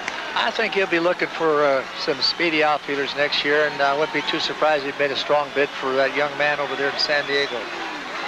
He's got the Bucks to sign him, too. Dave Winfield we're talking about. 1-0 pitch is in high in the air to left center field. And Willie Wilson makes the catch. 2 down. 2 out in the 5th inning with the bases empty. And Willie Randolph, the batter. Grounded out and singled. 2 out, bases empty. The Yankees have scored only 4 runs in this series. 3 of them have been on home runs with the bases empty. Piniella, Cerrone, and Nettles last night and inside the Parker. And the 4th one was really scored on a ball that John Wathan lost in the light. So conceivably they could have scored 3 runs in really 2.5 ball games. Similar to what we did last year against Pittsburgh. We went in the last with a 3-1 game lead and scored 2 runs in the last 3 ball games. It's just tough. We had 3 well-pitched games, but just weren't pitched well enough to win. Well, you made a liar out of me. I predicted y'all going to win. 2 balls, no strikes on Randolph. 3. I'm not going to listen to your predictions anymore, buddy. You told us the Yankees in 4. You know, I'm starting to believe that I'm not going to predict anymore. Stuff. What makes this so interesting? Well, I changed this now. It's 3 out of 5 now. 3 out of 5, all right. Right. That's right. First you had them in 3, and then you had them in 4, and now you have them in 5. Well, you know, that's the way the day goes. You're allowed to switch. Tomorrow you may have them in 7. Inside, ball 4 to Randolph. So Willie draws a second walk given up by Splittorff. Randolph aboard for the 2nd time in the game. And up comes Bucky Dent. Grounded out and grounded into a double play 0-2. Yeah, I think we got to see Willie stealing the base or trying to steal the base. Anyway. I would think so. I was just going to bring that point up right here. The Yankees, with very little speed, only Brown and Randolph are really threats to go, but they've got to get something cooking here. Yeah, they got to create it. He's got to steal second base right now. I'm not sure if he can. The dirt's a little bit wetter. And Splittorff has a fairly good move. He's deceptive. 0-1 the count. Well, you know, you always tell the runner, if you're going to get picked off or get thrown out at first base. Take the chance, get a good lead, and go. I'd rather see him thrown out at first base than being thrown out at second base by 10 feet.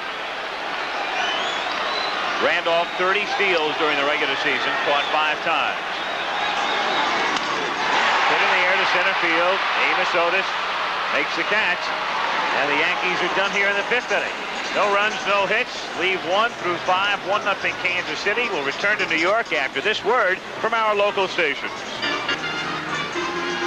Leading off for the Kansas City Royals in the top of the 6th inning, the designated hitter, Hal McRae. I talked to Hal earlier. All right, Hal, the final figure, .297 for the year. Overall, though, assess your performance for 1980. Well, I got to be happy with it. I got off to a real slow start. I was hitting about 250 at the break. I went to 314. I hit a bad slump. I came on strong at the end, but I had to be happy with the year I had because I didn't know whether I could be a good hitter again because I had a bad shoulder operation and I couldn't get the balls that I had been hitting before. So I think I proved something to a lot of people, and I proved a lot to myself. And I think, you know, next year I'll be a 300 hitter again. Al McRae finishing just 3 points under that figure this year. Swings and misses. 0-1. Very aggressive base runner. Good, hard, clean baseball player.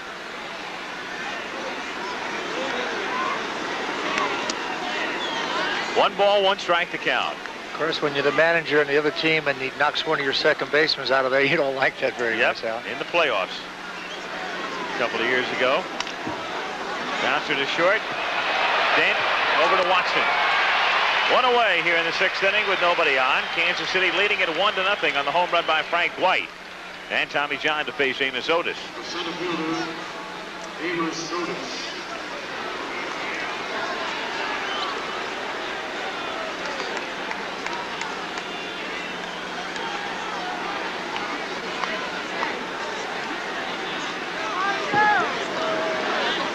Amos Otis 3 for 10 in the playoffs.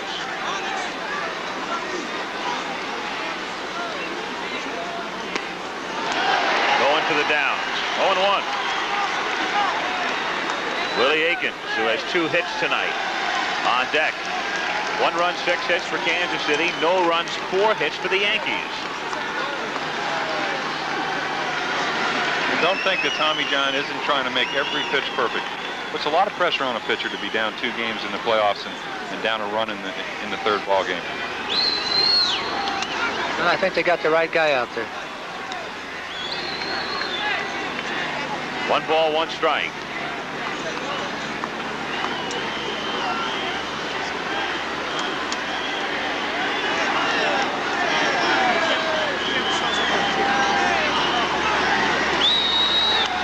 Tries to bunt his way on, and Cerrone makes the effort but has no play. Billy, let me ask you about the use of Gossage. The Yankees obviously would like the Goose to come in to protect a 1-run lead and pick up a save. But now you're down, you've got your backs to the wall. If Tommy John runs into trouble, do you go to the Goose in this situation? I would think so, Al. I don't think they can wait any longer. I think they got to go out there and stop it right away. And Goose is capable of going 4 or 5 innings. You just hope that if he had to go that long, that they'd come back tomorrow and get a complete game if they won the ball game. 1-2 the count. I think that's really what puts them in such a precarious position. But they have to use Gossage tonight. Louis Tiva, scheduled pitcher tomorrow, is not a guy that you think is going to pitch a complete game. So the Yankees really have a tough road.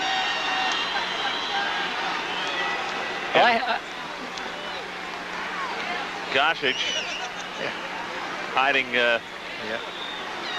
There he is, second from the left, back row.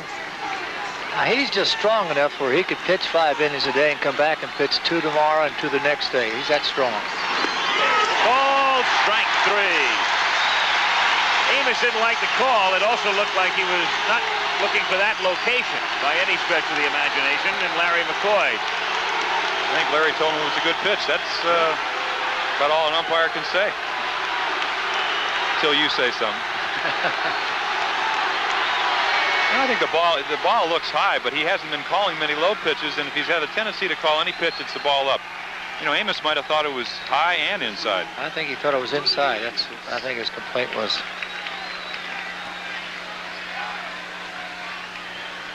So 2 down with the bases empty, and Willie Aikens 2 for 2 with a couple of singles. 3 for 9 in the playoffs. Tommy tried to come inside on that one time and he hit a rope out there. I don't think he'll be trying to come inside again. I think maybe he'll stay away from making him hit out that big part of the ballpark. At least that's what I would be suggesting if I had anything to say about it. There's a look at the Yankee defensive alignment.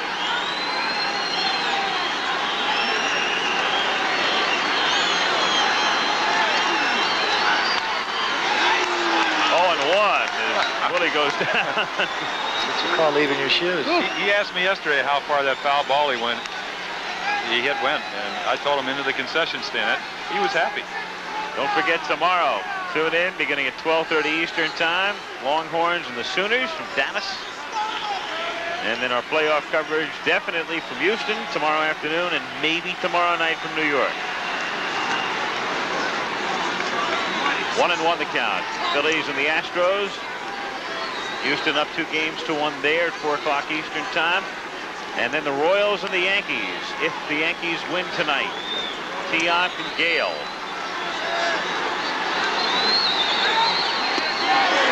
Irvin there in the count, 1-2. Really came and worked out with the Orioles when he was 17. Was hitting 430-foot balls to the opposite field. Very strong young man. 2-2 the count. John broke his rhythm there a little bit. Got the pitch over for a strike and came right back.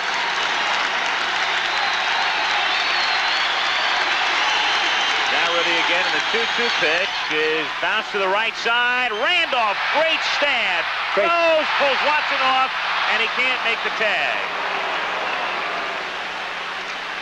So Willie Randolph stopping it from going on through, but Akins has his third hit here. Well, he makes a nice play. The thing I wonder is it didn't look like Bob was really situated around the bag to go either way. And it looked like if he had shifted his feet, you'll probably see it right here.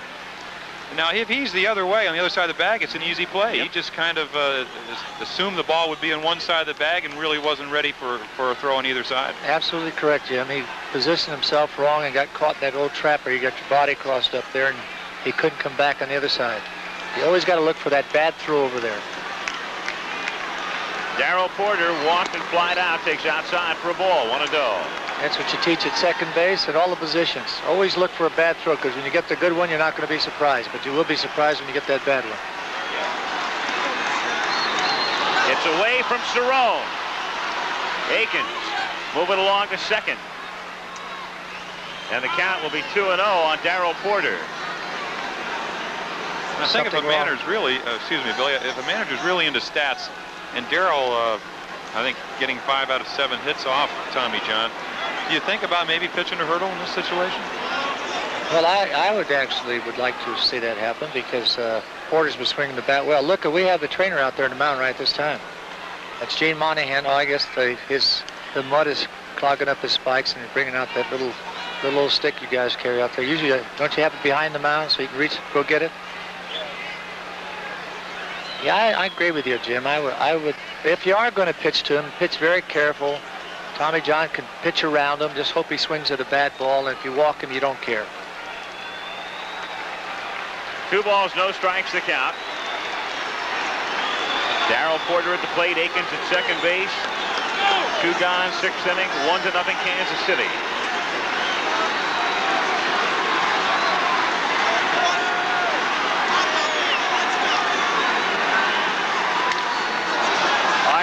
Left center field and routine for Lou Piniella.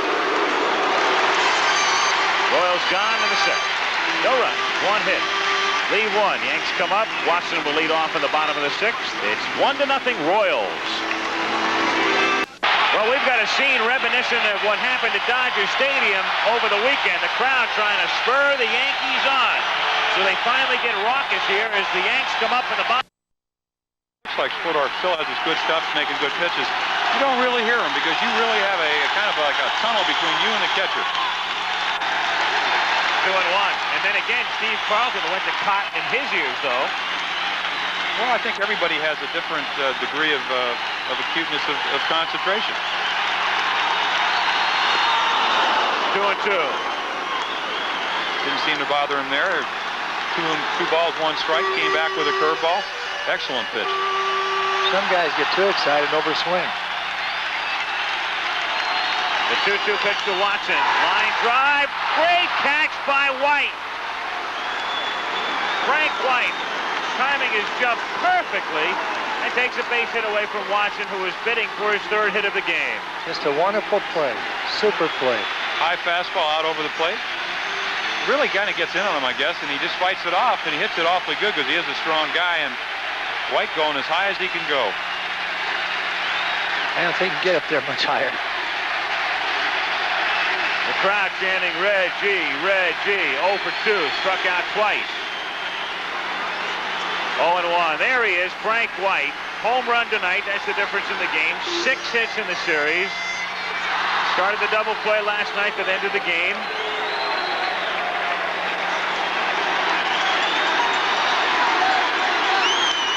Foul fouled away. When the series began, Frank was a little distressed about hitting in the number 9 spot, but he certainly made the most of that, and as usual, performed flawlessly on defense. Probably if you had to make a choice right now to who the best player out there during the series, you'd have to go with Frank.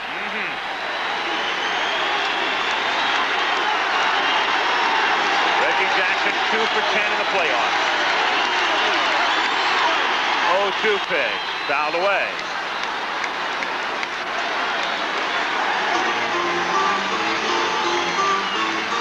Well, I don't really think, I think it's a little bit early to panic.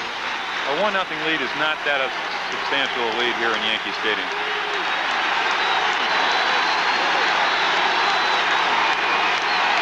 Jackson backing away.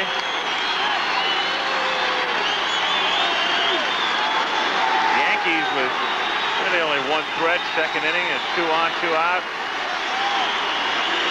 Brown grounded out, that's been it. Line drive, fair ball, into the corner. Willie Wilson out onto the track to run it down, and Reggie has it double.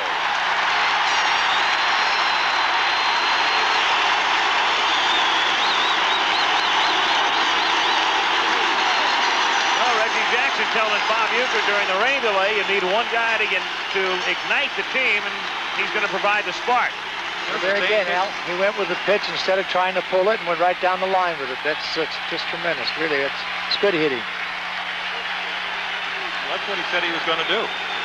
He just wasn't going to try to pull the ball because Reggie's really not a pull hitter. He has capabilities of hitting the ball out at any part of the park.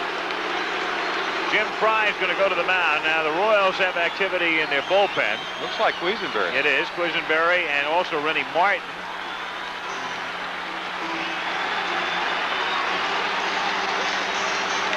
And they're going to make the switch right here. With Sonderholm, Cerrone, Piniella, and Rodriguez all due to follow, Jim Fry makes the switch. That's surprising to me. I don't know. I'm not going to comment too much, and I don't like to second-guess the other managers, but that is a surprise to me. I think it goes along what we said about Splittorf, though. Jimmy Fry got 5 excellent innings out of him, and it's a little early for Quisenberry. The only thing I really kind of second-guess is that you can make a lineup change. You can put in all your left-handed hitters, and if the Royals have to go to another pitcher, they have to go with a rookie, somebody that's inexperienced. You're really bringing your best in awfully early. It could really hurt him for tomorrow. If they don't win today and he ends up pitching 3 1/3 innings, it really could have quite a big effect on this playoff. How about a tie? What if you get a tie, then he pitches another couple more innings? Then you lost him maybe for a couple of days. Brett, Fry, and Porter all standing on the mound as Dan Quisenberry comes on here in the 6th inning. Of course, the first out of the inning was a solid shot off the bat of Watson, caught by White, then the double. And here comes Quisenberry. We saw him last night, picked up the save, induced Nettles to hit into the double play. Now that's the decision the manager has to make, and he's the only one in the ballpark going to get the blame or the credit for it. Of course, Quisenberry, just like Kent Tekulve, same sort of motion, and as a matter of fact, the two of them have talked at considerable length with each other. We saw Tekulve there, and here's Quisenberry in action here, almost looking like an instant replay. I talked to Dan before the playoffs. Success this year. I would have to point my finger to a guy named Kent Tekulve. He basically showed me some things that made me, I think, from a decent to good pitcher to the fireman of the year, and that was making my motion, becoming from a sidearm pitcher to a submarine pitcher, and that made me hide the ball better, and I kept the ball down. I threw more lower sinkers, where last year I had a tendency to get them up, and I gave up a few long balls. When and where did you get the benefit of Tekulve's knowledge? It started at a banquet in January last year that Tekulve and Tanner were in, and then Jim Fry set up an appointment in spring training, and Kent and I met 2 different times in spring training, and then he called me during the season, and when he saw me on TV, and did some more adjustments. Dan Quisenberry, during that interview, I asked him if Kent had called him during the season, because Tekulve had some troubles down the stretch. As Quisenberry was on his way to 33 saves, and Oscar Gamble is there to come up to pinch hit for Soderholm. So Fry simply making the move here in the middle innings, even with the right-handed batters due up. He knows full well that the Yankees are going to counter. That's the case with Gamble here batting for Soderholm. Jackson, the tying run at second. One away in the bottom of the 6th inning. 1-0 Royals.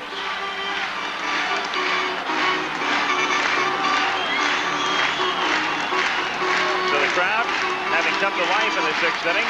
Watson began the inning by lining out as we look down from our blip. Yankee Stadium. Packed. Temperature near 50 degrees right now. It has completely stopped raining. Wonderful game of baseball. 60,000 people cheering. You keep your concentration up there. You play golf. One person clicks a camera and trouble starts. It's amazing, isn't it? You're right. And that ball's laying there still. And this pitch is coming 90, 95 miles an hour at you. Quisenberry, he's being asked to move the rosin bag back of the mat. Earlier, Reggie wanted the second base umpire, Kaiser, out of the way. You'd have to get him all the way off the field to get him out of the way. Yeah, wouldn't you? One of the larger umpires in the league. But a good one. Yeah, he is that. He's bigger than me. I have to say something nice about him. You guys are just thinking about next year. Come on. There's Kaiser. The Incredible Hulk. Or the Incredible Bulk, whichever way you want to look at it.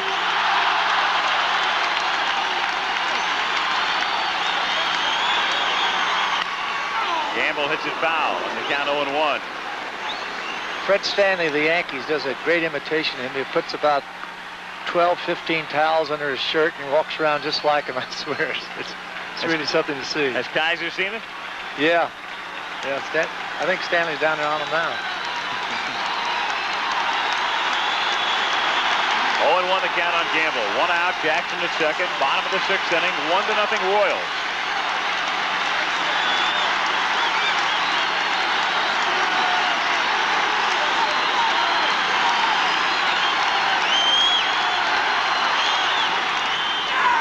Swing foul. Oscar trying to check.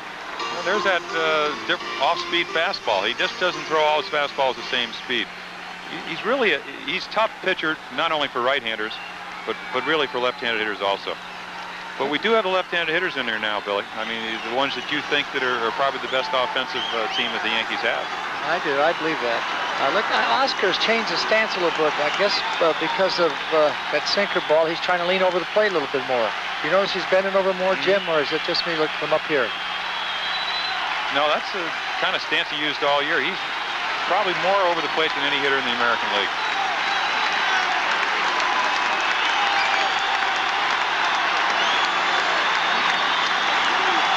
Oh, 2 pitch. 1-2 now. I've seen him from both sides, but this is the first time I've ever seen him from up here.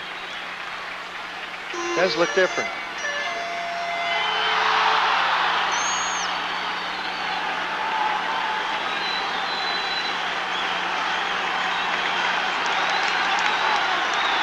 Quisenberry's 1-2 pitch.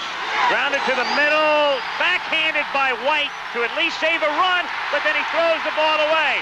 Jackson coming home, and he scores as the ball winds up in the dugout.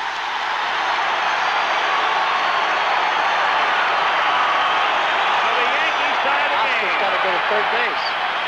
Oscar Gamble's White. Oscar's got to go to third base because the ball went in the dugout after he was at second base. That's right. They're giving him third right now. Here it is as White makes a brilliant stop and then throws it away. Well, the intentions are good. A lot of runners will round third base, take a couple extra steps. If you don't have a play at first, a good second baseman will make a throw to third, hoping the runner will be off the base and be tagged out. But it was an off-balance throw. In all fairness to Frank White out there, that ball hit the edge of that carpet out there and took a weird bounce. It did. An erratic hop. But still, does that have anything to do with the throw that he makes, Billy? No, it does not, Al. He was trying to get Reggie when he rounded third base, which is a real heads-up play, a smart play by a second baseman. And it just didn't work out. He threw off balance and made the wild throw. That's a base hit for Gamble and an error charge to White. No RBI. Jackson scoring. We're tied 1-1. Cerrone, the batter, runner at third. One away. 1-0. Take a shot here at the Royals infield with the shortstop Washington. There he is, second baseman Frank White. They're in an either-way situation right now.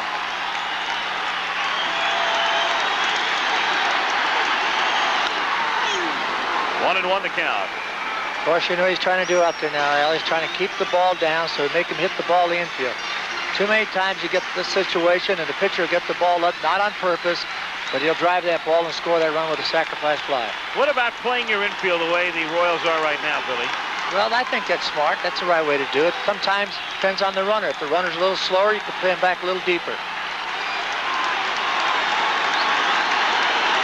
Cerrone at the plate. 1 ball, 1 strike to count.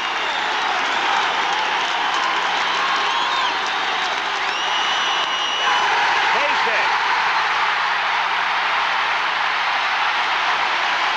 The New York Yankees take a 2-1 lead.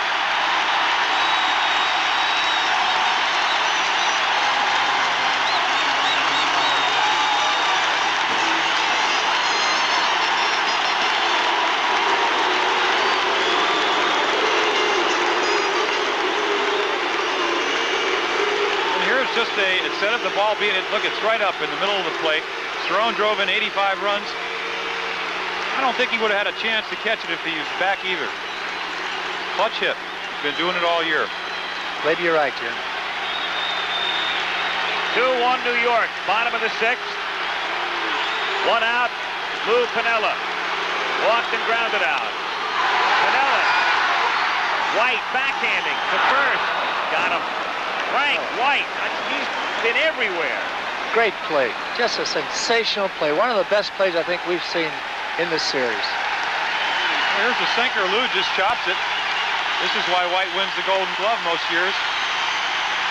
Lou doesn't run that well, but makes an excellent play.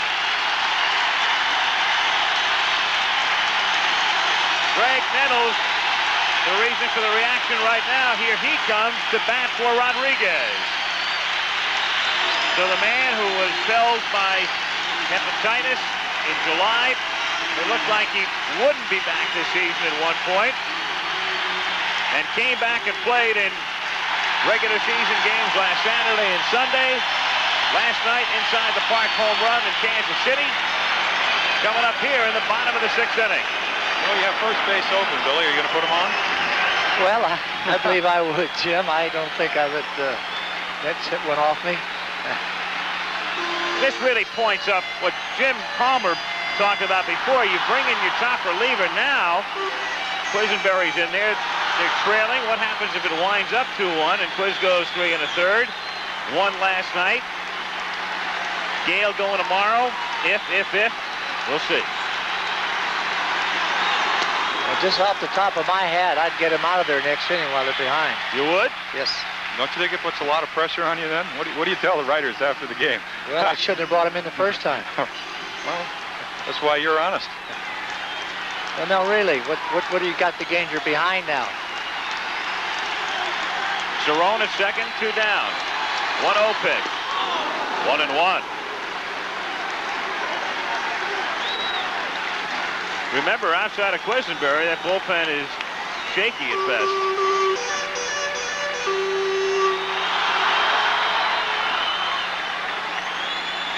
Just spectating right now out there. I'd have to think that he'll go with Quisenberry unless they get a base hit here. He's the best they have. And bouncing ball, great stop by Aikens. Flips to Quiz, covering for the out. And that's that for the Yankees in the 6th inning. But they come from behind, picking up 2 runs, 3 hits. The big error by White, leave 1. We go to the 7th at New York. Yankees 2, Royals 1. Another look now at the ground ball hit by Nettles, and a fine play turned in by Akins at first base. Well, that's a sure double. Willie's not known for his fielding. I think he was a little bit sluggish early in the year coming off a knee operation, but seems to be moving a lot better. Well, that play right there would never be made in Kansas City, no matter who the first baseman is. Exactly. What an inning that was in terms of defense. You had Watson lining out. White makes a great play. Then after the double by Jackson, side of home, the ground ball, the great play by White initially. There's the goose, Rich Gossage in the bullpen. Then White throws the ball away. Then you got White turned in a sensational play from near shortstop, cutting over across the bag, and Akins gets the final out. That's two tough plays for a second baseman in the same inning. Now that's really something. And I tell you, I just admire that man out there. He's a great ball player. John Wathan will pinch hit for Clint Hurdle as we go to the 7th inning. They started Hurdle, and Hurdle hit into a double play and struck out. So Jim Fry saw that act twice and brings Wathan in, the right-handed batter. I want to know, as we said before the game, they started Hurdle because as we look at the family of Tommy John, wife Sally, and the kids, grounded to short. Dent throwing out Wathan. And to complete the thought, Hurdle was in there because of his bat, really, even though it was lefty against lefty, as Jim Palmer explained before, in the case of Hurdle. But they go to Wathan here in the 7th inning. Maybe his bat went to sleep on him. I believe it. I believe what we said earlier, Al. They took him out of there because they wanted Hurdle out there for the defense. And here we have Frank White been up twice, hit the ball hard twice. Tommy has made 2 bad pitches to him. I think you'll see really Cerrone moving out, low and away, and Tommy's going to make some good pitches. He knows that Gossage is out there. Saved 8 of his games this year. It's not a bad guy to have out there behind you. Came around at Frank, and the count is 0-1. Rich Gossage. Well, the defense in the outfield has shifted over like they're going to be playing him out there, so I'm sure they're going to be pitching him the same way to go to right field.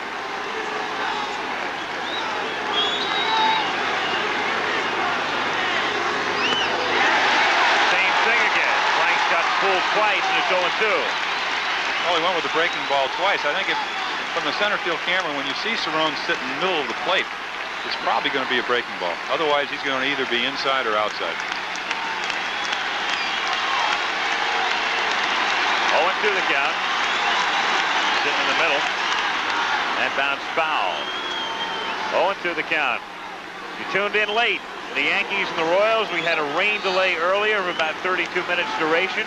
It was scoreless until the 5th inning. Frank White hit a home run to make it 1-0 Kansas City, but the Yankees came up with 2 in the bottom of the 6th inning. Reggie Jackson getting things started with a double. Rick Cerrone driving in the tie-breaking run with a single. 2-1, we're in the 7th inning as White fouls away another one. You know, Al, a lot of catchers will give away the pitchers. They'll move around back there, and if you watch it close enough, some will jump up on the fastball when they're getting out of their crotch, and some of them will come up slow, and usually when they come up slow, it's a breaking ball. So sometimes you can watch those catchers, and they'll be telling you what's coming. Can the hitter watch the catchers, though? No, we do it on the bench. Sometimes use the whistle to let the hitter know that the fastball's coming. 1-2. Misses Frank White. Lattice. I think a hitter gets to watch the catcher just about once, Billy. That's when you throw the next one up and in. We don't like, pitchers and catchers don't like hitters turning around and seeing where the catcher's moving for location. That's for sure. When I was on second base, whenever I got down there, I used to give signs to the hitters by crossing over. When I cross over my legs, that means it was a breaking ball. When I walk straight off, it was a fastball.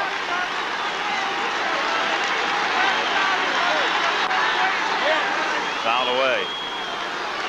Mickey Mantle's eyes used to get as big as an apple because he just loved to know when the pitch was coming. And they try to tell us football's so complicated, and this game is simple, huh? There's so many things going on out there. It's just a shame the public isn't knowledgeable about it. That's why we're here. Well, we're trying. Well, that's why we're supposed to be. We're trying. Yeah, right. Whatever way you want to look at it. There's a 1-2 pitch. Foul away. He's hanging in there.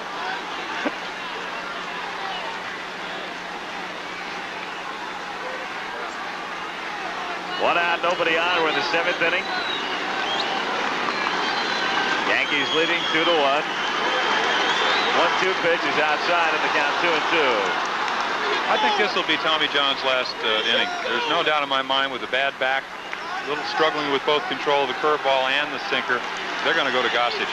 You've got to win or lose with him. White keeps fouling it away. Goose still going. Tommy John has thrown 88 pitches to this point. That's not a lot of pitches for him.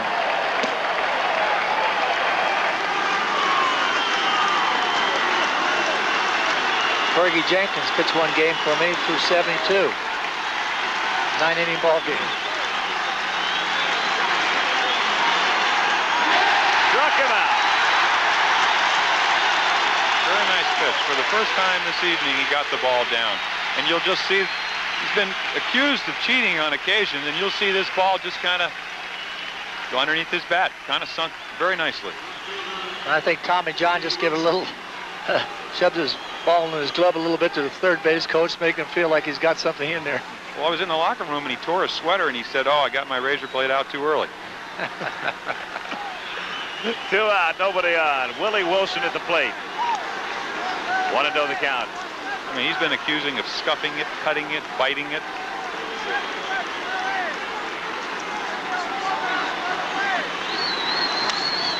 Down the line toward the right field corner and curling and staying fair. Reggie Jackson with Wilson, who can fly, stopping at second.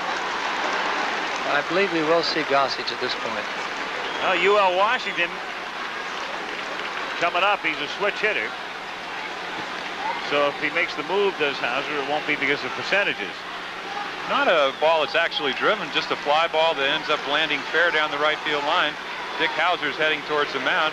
I think Wilson definitely has a triple on this ball, except with 2 outs, doesn't want to get thrown out at third base. Can score from second easily on a single. Dick Hauser. And you're right, Billy. Exactly what he's doing. He's going to the goose. So Rich Gossage coming in to pitch here in the 7th inning with a tying run at second base. The numbers for Rich: 33 saves, 6 victories. So the big man coming out of the Yankee pen in relief of Tommy John. Yankees on top, 2-1 in the 7th inning. When you're the manager sitting on the other side over there, Al, this is a sight you don't like to see. No, and when you're coming up to bat, I don't imagine it's very pleasant either. No, you don't mind it so bad up there at the plate, but because you know he's going to be too hard to hit anyway. But as a manager, you're down 1 run. You're saying, why does this have to happen now? Why couldn't we be ahead 1 run? Then I wouldn't mind him coming in. Well, Fry went to Quisenberry, and the Yankees came up with a couple of runs in the bottom of the 6th inning. Now Hauser bringing in the goose. Rich Gossage getting chauffeured in and heading to the mound. Crowd responding with goose, goose. Rich Gossage coming on in relief. I had a chance to visit with the Yankee right-hander in Kansas City yesterday. And before we get to that, listen to the ovation for Tommy John, who responds in kind. Well, he did a super job. He kept his club in the game until they got a couple of runs to go ahead. So Tommy John still his game to win. Gossage trying to pick up the save, something he did 33 times during the regular season. Here's that visit we had yesterday. Do you feel you pitched any better this year than in prior years? No, not really. I think that Dick Hauser handled me very well. He just brought me into situations. He never brought me into very few. He brought me into very few tie ball games. He always wanted me to come into ball games that we were up in the 8th or 9th innings. He always kept me, below 3 innings if possible, and never over 3. I think I went 5 innings here in Kansas City one night, and that was the longest stint that I've had all season. That's an interesting point, because in the playoffs, there's a tendency to go to your bullpen sooner than you might in the regular season. How long do you feel you could pitch in any given game and still be effective? Well, I find it very difficult for myself to come back after 3 innings of work. If I can stay under 3 innings, 1, 2 innings, I feel that I can come back, maybe 4 or 5 times in a row. And anytime that I go over 3, I find it very difficult for myself to come back. Rich Gossage making his first appearance in this series. He'll face UL Washington. Gossage, 103 strikeouts in 99 innings during the regular season.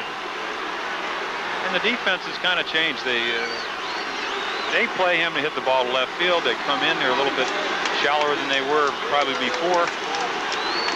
I think there's a tendency here, Billy. The most important thing is that he does happen to get a base hit. Is the most important thing is to keep him off second base. I think, Jim, what they're going to do is shift the infield over, looks like they have, and the outfield. And I believe he's going to be swinging a little late, and you've got to count on that. But this guy at second base, no matter where he hits the ball, if it's the base hit, it's going to be awful tough to be thrown out. Runner at second is Wilson. Goose is loose immediately.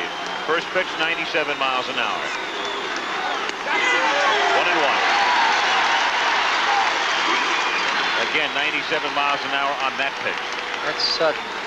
Well, we have a gun in Baltimore that's probably 3 or 4 miles slower, and he was throwing 96, and probably the most crucial game of the year. We had beaten him 4 straight times, and he came back in just a Tommy John game again, 4-3 win.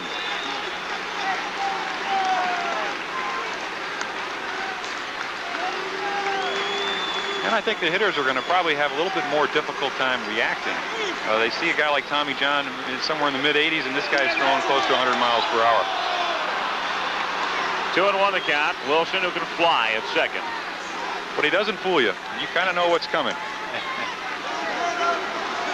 Of course, he does have an excellent slider. I don't know if his slider's that good, or it's just that his fastball is so good that his slider seems better than it really is. He has a good slider. But in this situation, you wouldn't want to go with his second best pitch. And right now, I don't think he's trying to pitch any certain way. He's just going to bring the ball and just get over the plate like you mentioned the other day. Well, he's 3-1 on UL Washington, and I don't think he wants to really pitch around this guy to get to the next hitter, George Brett. Wilson at second. 2-1 Yankees, 7th inning. 3-2. This is Gossage.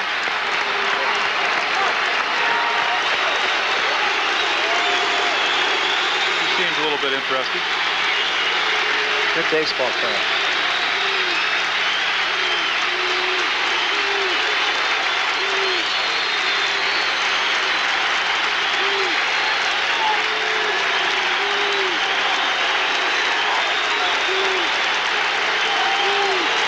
Pitch. Chopper toward the middle. Randolph will have to hurry. The throw doesn't get him. Runners at first and third. So UL Washington with good speed. And the 2 men up front and Brett, who's number 3, can all move and beat out hits of that sort. So runners at first and third, and now he has to face Brett. And again, it's just a 3-2. It just throws a strike. And this is where the team speed comes through for Kansas City. Willie gets rid of the ball as quick as he can, and UL Washington can really run. Another close play, though. Bill's had some tough ones down there, has he tonight? George Brett, hitless tonight. 2 for 10 in the playoffs, and both of those hits came in game 1. A double that Jackson played very tentatively, and then the home run to left center on Wednesday afternoon.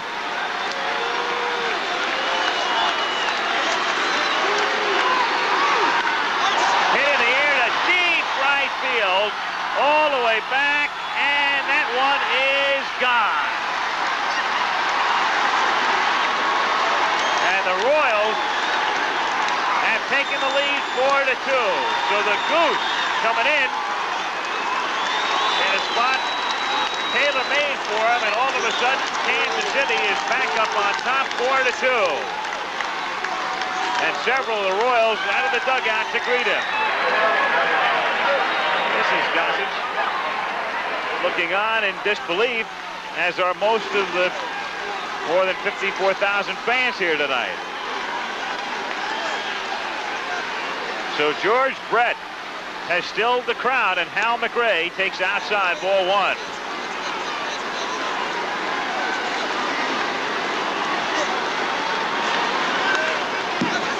One and one the count.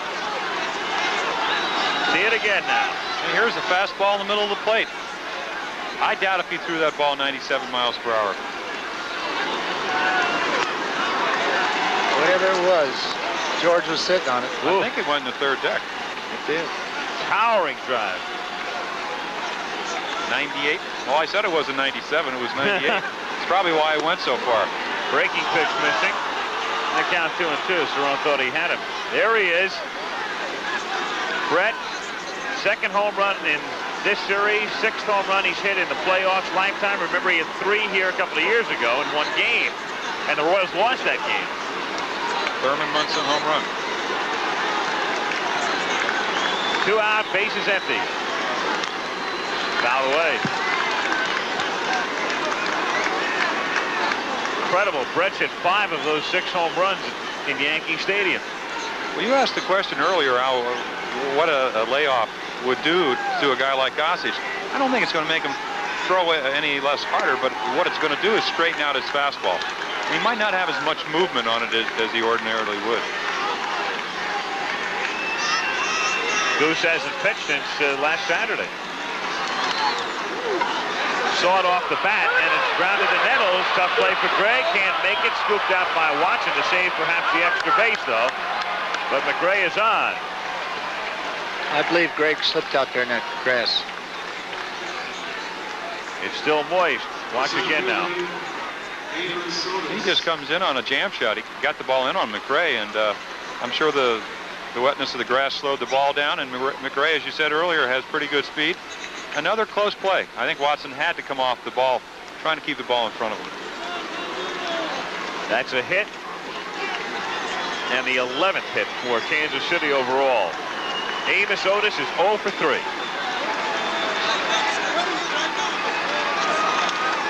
Foul away. Upstairs. 0-1.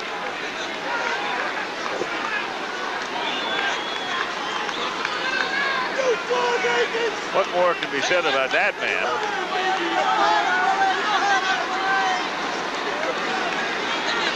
Wound up hitting .390 this year.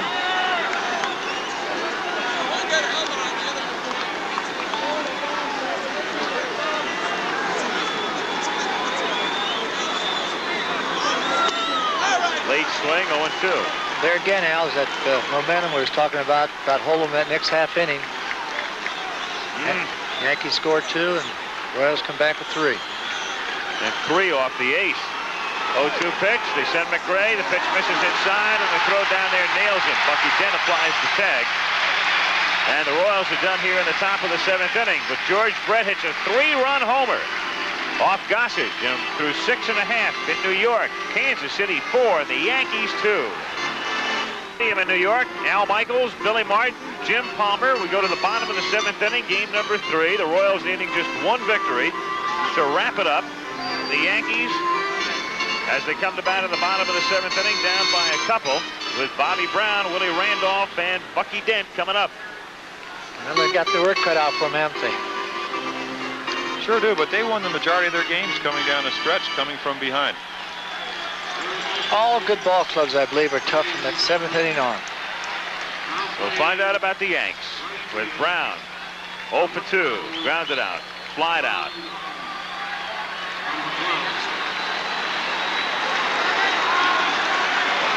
So now Dan Quisenberry, the ace of the bullpen, tries to protect the 2-run cushion.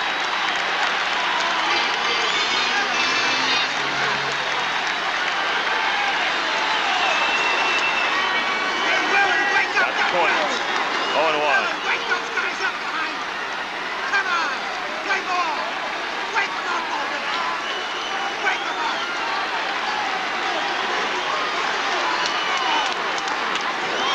Fouled away.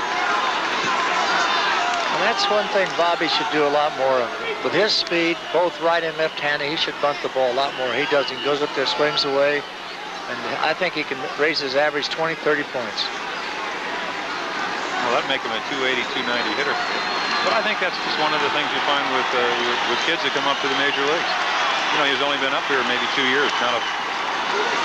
Popped up in foul ground and playable for Brett. He has room, makes the catch, and Brown is done.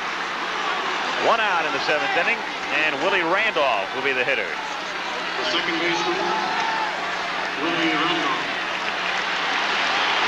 Randolph has grounded out, singled, drawn a walk.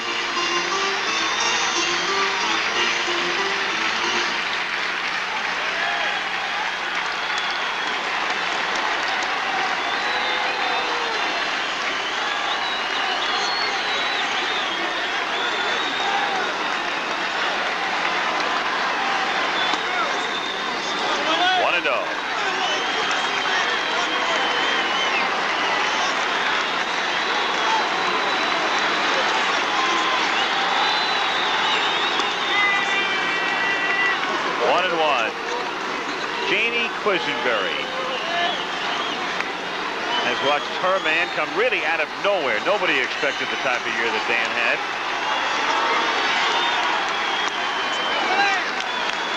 Two and one to count. Kansas City Royals trying to end the enormous frustration. The divisional titles in 76, 77, 78, only to go down to New York. And now on the verge. 2-1 pitch is bounced to Brett at third. George takes care of that one for the out. Randolph gone. 2 down, and Bucky Dent will be the batter. The shortstop, Bucky Dent. World Series will begin next Tuesday, and it will begin in the National League city, either Philadelphia or Houston. Go to the American for games 3, 4, and 5.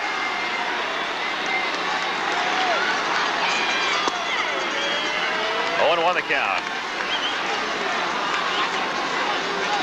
I think right now the Yankees have to try to get a base runner. I mean, the minute you get a guy on, you got a possible tie ball game if somebody hits one. And that's why I was talking about Barry Brown. If we would practice on his bunting, just try to get on the base for those other guys that could pop the ball at the ballpark, then he would really be helping the ball club. Frank White will handle this one easily. And Quisenberry sets them down in order in the 7th inning. So, when the 8th inning commences, Amos Otis will lead off through 7-4-2 Royals. Back after this word from our local stations.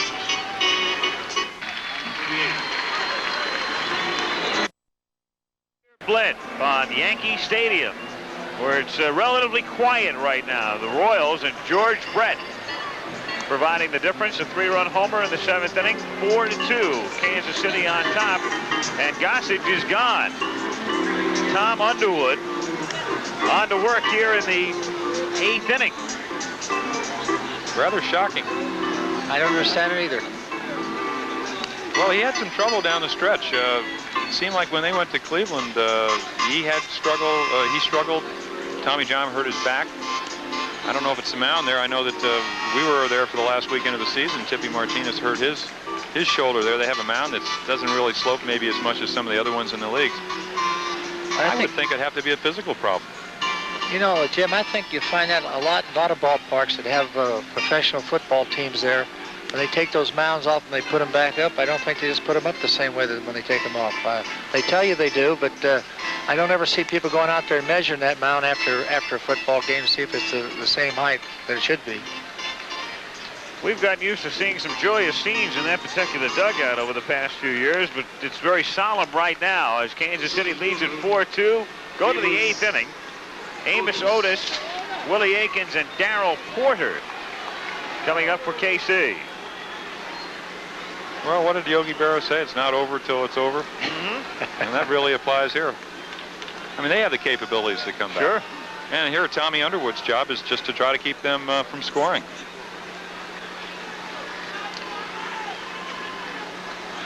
Amos Otis, 0 for 3 tonight.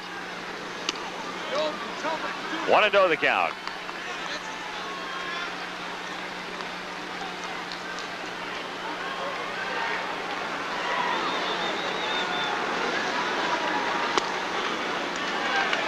Two and up.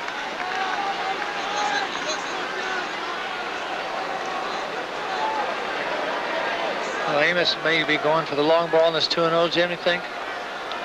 I don't think so. He really just didn't swing for home runs this year after he hurt the tendon in his hand. Line into center field for a base hit. Goes right back through the middle. Ball skipping away from Brown. Otis takes a wide turn but holds. And the leadoff man is on. This telecast presented by authority of Major League Baseball, intended solely for the private non-commercial use of our audience. Any publication, reproduction, retransmission, or other use of the pictures, descriptions, and accounts of this game without the express written consent of Major League Baseball is prohibited. I thought you said I was going to read that. I forgot. All right. I tell you what. We come back tomorrow. Let Jim do it tomorrow, because I had my chance today. You're going to open the show with it tomorrow night. No, we'll let Jim do it. I had my chance today, and you wouldn't let me.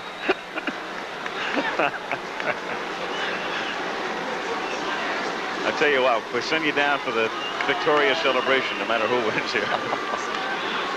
Yep, thank you. Aiken looks at the strike, and the count 0-1. Might you bunt here, Billy? Try to get another run? I think it'd be a lot more comfortable for Mr. Quisenberry if he had a 3-run lead. You have lefty versus lefty. Well, Jim, you'd think so, if he can bunt. Maybe he's one of those kind of guys that can't bunt. But I'd swear if he could bunt or he's half decent at it, you certainly would try it. Report we get from the Yankee clubhouse, nothing physically wrong with Gossage. Hauser just opting for Underwood as Aikens hits a fly ball to left field. And Lou Piniella puts it away. 1 out of the 8th. This afternoon, that game went 11 innings. Houston winning it by a score of 1-0, but losing Cesar Cedeno in the process with a dislocated ankle. But the Astros are 1 game away from winning it in the National League. Game 4 there coming up tomorrow at 4 o'clock Eastern.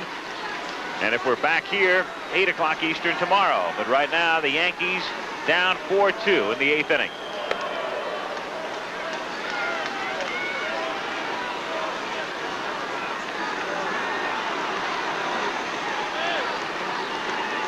First pitch to Porter. Ball 1.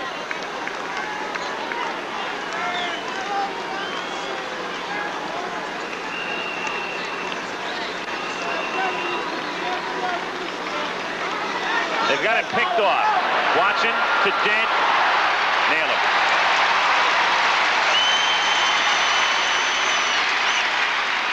One, 3-6.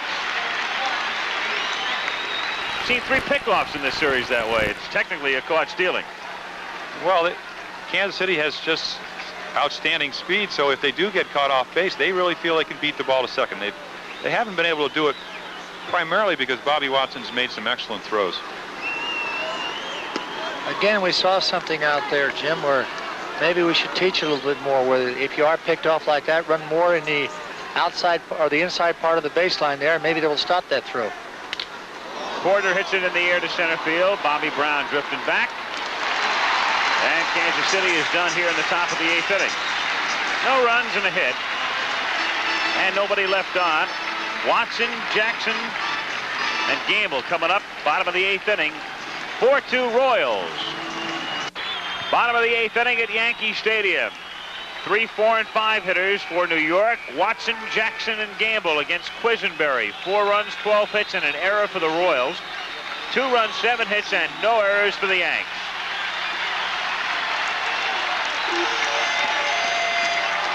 Kansas City with Quisenberry and Porter, the infield. Aikens, White, UL Washington, and George Brett. The outfield, Wilson, Otis.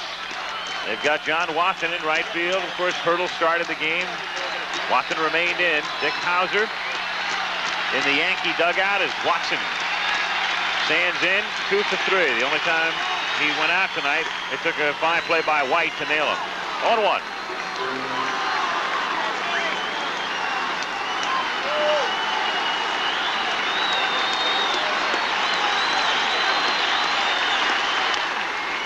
Oh, 2.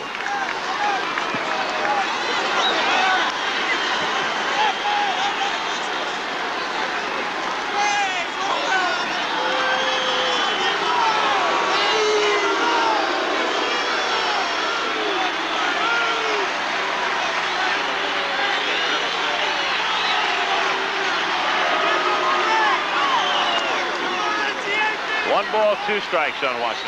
Jim, you're going to have to go down there. They're going to throw a fan out of here with an Oriole hat on. It's impossible.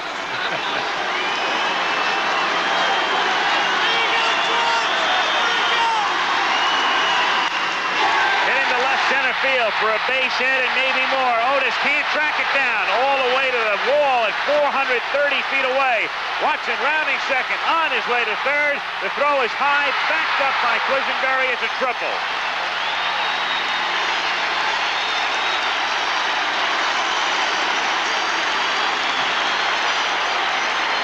Bob Watson with a single, a double, and now a triple. And here you'll just see a ball, he kind of gets up. Well, it's, I guess down and in, a fairly good pitch. We talked about Death Valley. That's exactly where he hit it. Can't get to it. Questionable play right here. I think maybe a good relay is going to make it awfully close, but he throws it high, and the pitcher's exactly where he's supposed to be, backing up the play. Well, with 2 runs down, I don't think I want him to be stretching out a triple. A triple doesn't mean anything at this point. Kansas City infield, of course, can afford to play back with Jackson at the plate. 2-run Royals lead. Watson at third. Nobody out. 0-1.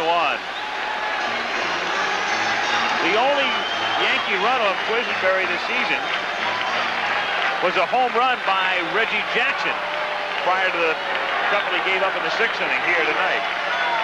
Well, he wants to obviously stay away from the home run, but he doesn't want to walk Reggie and put the winning run at home plate. McCoy taking that one. Home plate umpire, and the count is 0-2.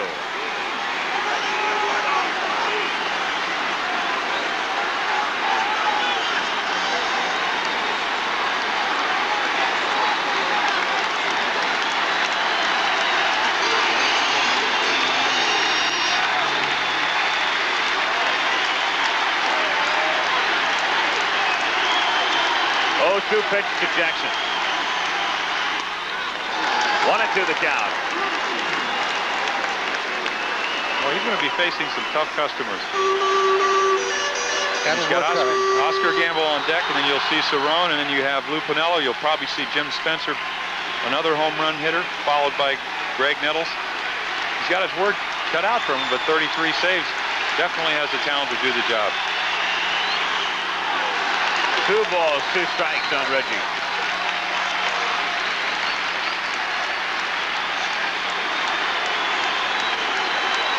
Watson at third.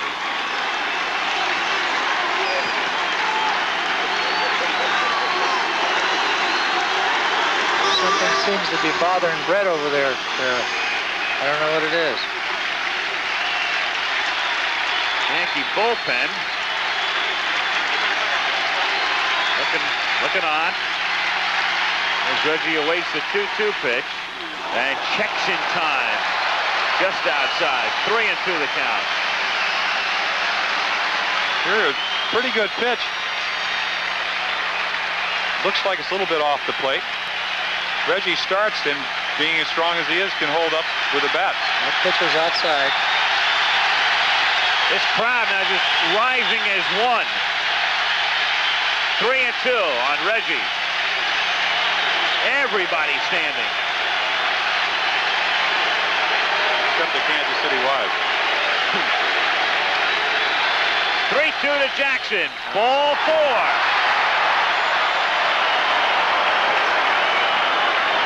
Outside. Not a very good thing to do, Al. You walk Reggie, you set up a situation where they have to hold him on. You got Oscar Gamble, a pull hitter. If he hit the ball to right field, it's probably going to be a 1st and 3rd situation. Here comes Jimmy Fry. So Fry again walking deliberately to the mound as Oscar Gamble comes up for the 2nd time. In the Kansas City bullpen. Well, he's probably going to go out there and just talk to him, calm him down. And sometimes you go out there just to talk to him how he's going to pitch that certain hitter coming up. Martin and Brett in the bullpen. They just began to warm up. As we mentioned before, can't emphasize it enough, Billy. He's got his ace guy in there right now. I don't know. I don't think he's going to switch now. He didn't switch before. I would think that he would wait at least till the game is tied. You still have a guy that last inning he threw 3 harmless ground balls. He does have a sinker ball. If you bring in a left-hander, they'll probably pinch hit, but if you bring in a right-hander that's a high fastball pitcher, Oscar, even though most people think he's a low fastball hitter, can really drive the pitch up, especially out over the plate. Royals leading 4-2, bottom of the 8th inning, nobody out. Watson at third and Jackson at first. Kansas City infield looking for the double play.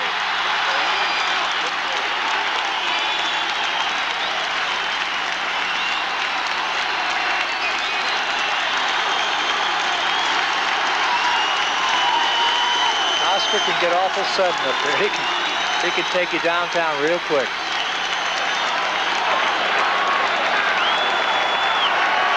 Outfield deep, playing in the cold. 1-0.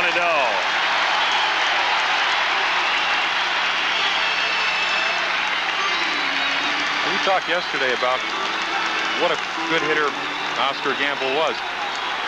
You'd probably classify him as a free swinger, but he has a pretty good idea of the strike zone.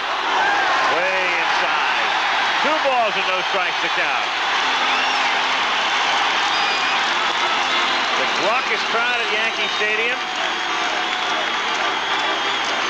And remember, Quisenberry had a great year, but still pretty young, relatively inexperienced. Well, this is first playoff game, not games, but first playoff series. Losing his control out there right now. He just can't seem to get it. Well, it probably is because he's trying to keep the ball down. Well, when he walked Reggie, he put the winning run at home plate, and that's exactly what you don't want to do. If he threw a home run to Reggie, the worst thing that could happen was the game would be tied, and that's the thing that Earl Weaver over the years, you don't want to do it, but at least you don't lose. And he walks them on 4. They're loaded up.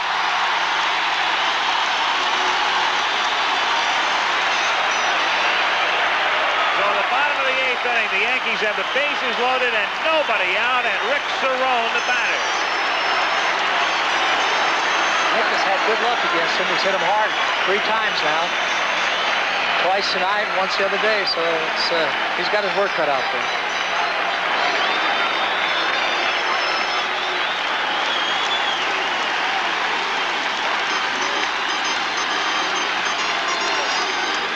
Cerrone drove in what was then the go-ahead run in the 6th inning.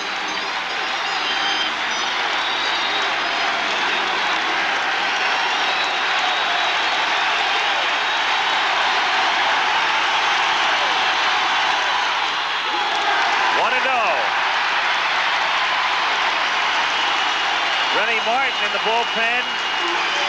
He and Brett down there throwing, but really hanging around. It's up to Quisenberry. They were up earlier, so they're probably loose. I think they're pretty interested in what's going to happen up at home plate. That's a strike on a delayed call by McCoy, and the count 1-1. Sometimes, Al, I used to get him up just to make the other manager make a switch, make him think that I might make a switch. Or stop him from making a switch, let me put it that way. Get guys out in the pen, maybe send somebody out in the on-deck circle, make the other guy think.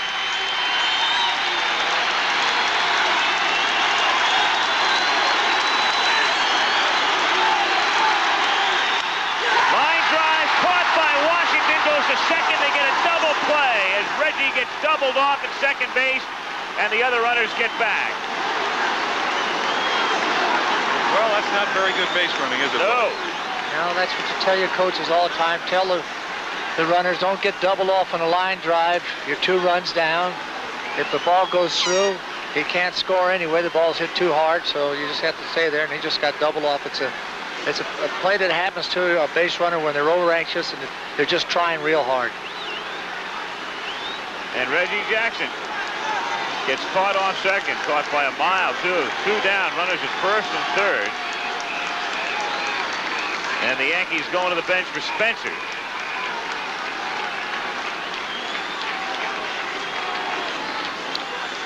Pinella scheduled up. The left hand batting Jim Spencer with good power. Coming up here. Ladies and gentlemen, batting for Pinella. 2 on and 2 out. Number 12. Bottom of the 8th inning. The Royals on top 4-2.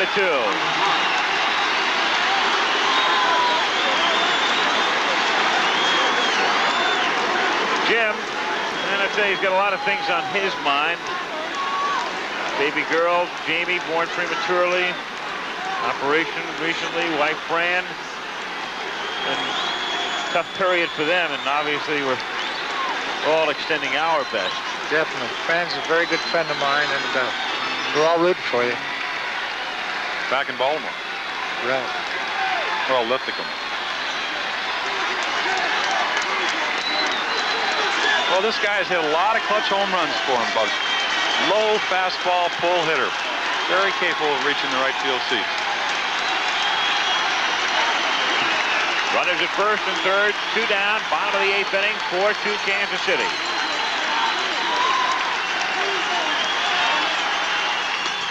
One and 0 the count.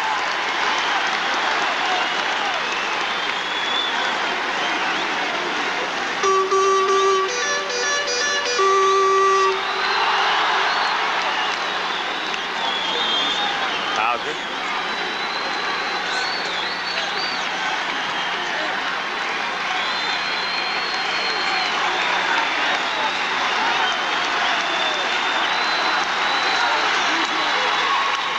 Bouncing ball to White.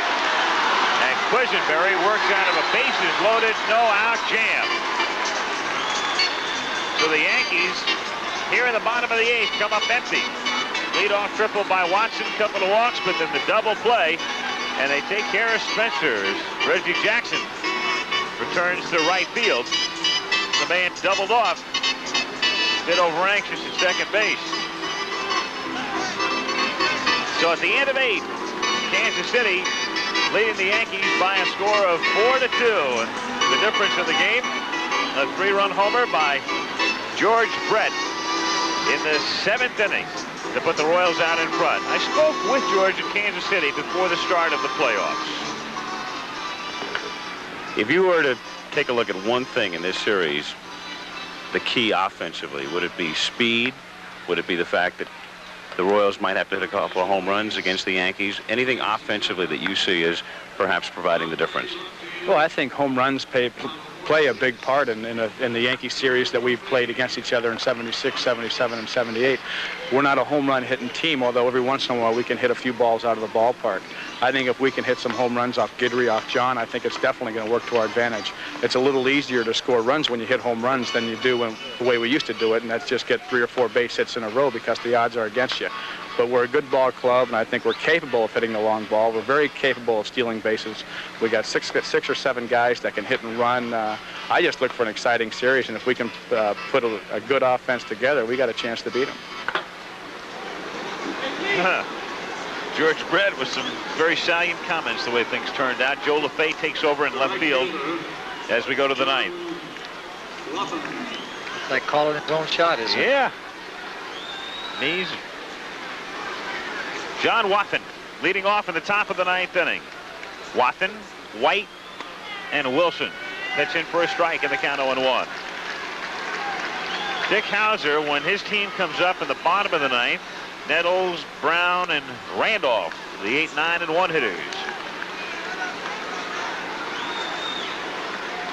Crowd of 56,588 in Yankee Stadium. Down to Watson. 3 unassisted. 1 out of the 9th inning. Second baseman. Frank White, the batter. Frank White.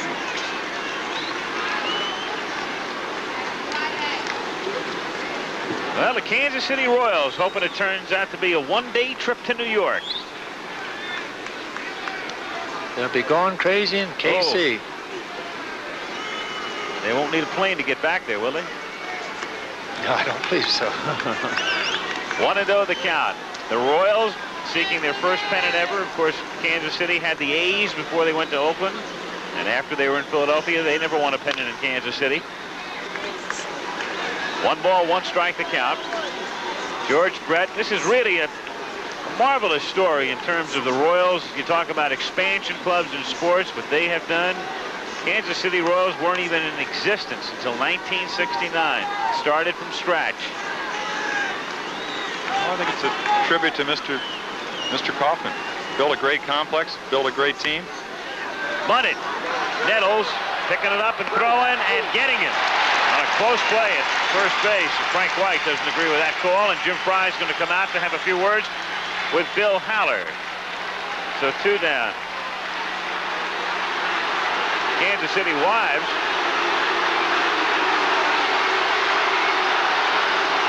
We take a look at the play again. Well, it just looks like a lot of the plays before. Looks like it's high.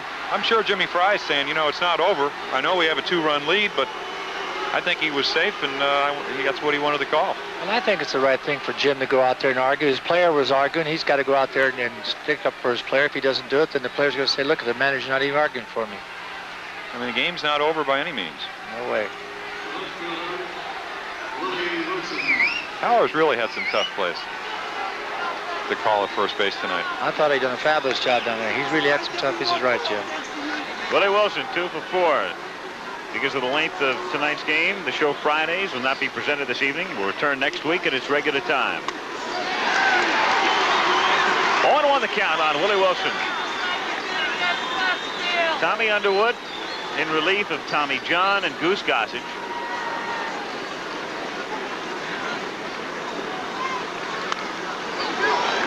Kansas City, Kaufman's owning the team, and Joe Burke has done a great job in that front office. John Schuerholz, PR man Dean Vogelar, one of the very, very best. Quite a guy. Let's not forget the fans. Yep. I think it's one of the few towns we really enjoy going to because they just appreciate, I think, the game of baseball. You can pitch a good game against them, and they appreciate that, and I bet you know that. Tremendous fans. Well, they sure come out. Over 2 million the last couple of years. 1-2 pitch is up and in, and the count 2 balls and 2 strikes. 2 out and the base is empty in the 9th inning. Dick Hauser. Not much he can do at this point. Well, this is what they call a purpose pitch. It's not that far inside, far enough. He's either going to probably go away or throw him a breaking ball. He struck him out. So Underwood does the job. Keeps the Royals close. They go out in order. We've got Nettles, Brown, and Randolph coming up bottom of the 9th. It's 4-2 Kansas City. Back after this message into word from our local station.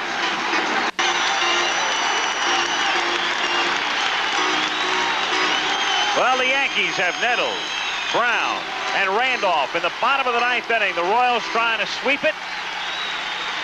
4-2. Kansas City on top. Quisenberry, who's been on since the 6th inning, facing Nettles. 0 for 1 tonight. 1-0 the count. I don't know what he's going to do, but he ought to be going right after him. There is Ewing Kaufman and his wife, Ewing and Muriel Kaufman,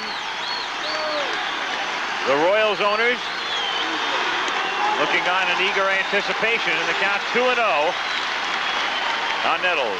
Well, you said many times, Billy, the last couple of days, there's no defense for walks. No, and they don't even have their bullpen up out there, Jim. Look at that. Kansas City went into first place on the 23rd of May. Never looked back. That's a strike. And the count 2-1 on Nettles. Have him take here, Billy? Try to get on? Well, not 2-1, Jim. I wouldn't know. High fly ball to center field. Amos Otis in underneath it. 1 out. 1 away in the 9th inning. Bobby Brown, the batter. Alan Roth, who's done such a fabulous job for us statistically this year, reminded me of the Royals finishing strong this season after a little swale period in September. They won 5 in a row and 8 of their last 9. Surge continuing in the championship series.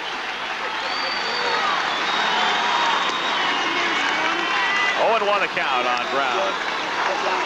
I think a very underrated baseball team. Had the best record in baseball through July and August. Would have won way over 100 games if they hadn't gone into that swoon. High fly ball to left field. Willie Wilson right there. 2 down. So the Yankees down to their last out. Willie Randolph, the batter.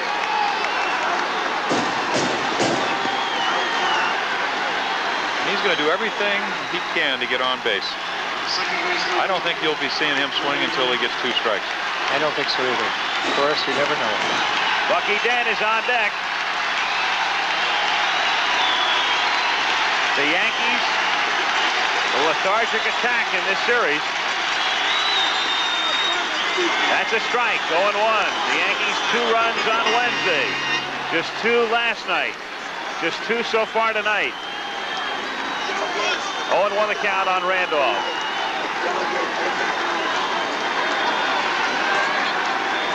I don't think Willie liked that call at all. Those balls running in on the right-handers, and the pitch right before Cerrone lined out last inning for that double play was questionable.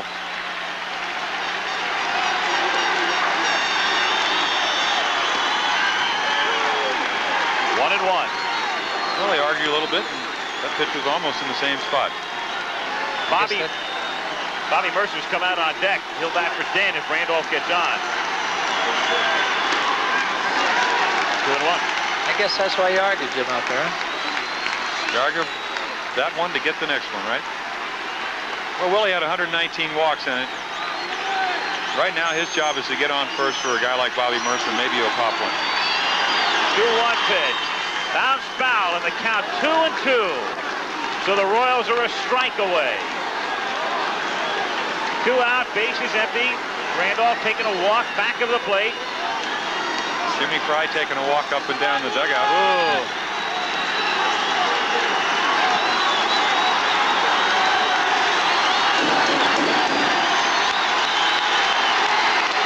Quisenberry. Crowd trying to get the Yankees stirred up. 2-2 on Randolph. Full count, 3-2.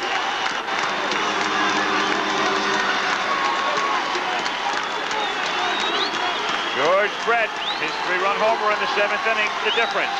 Time call by the left field umpire, Steve Palermo. Got the garbage coming out of the stands, left field.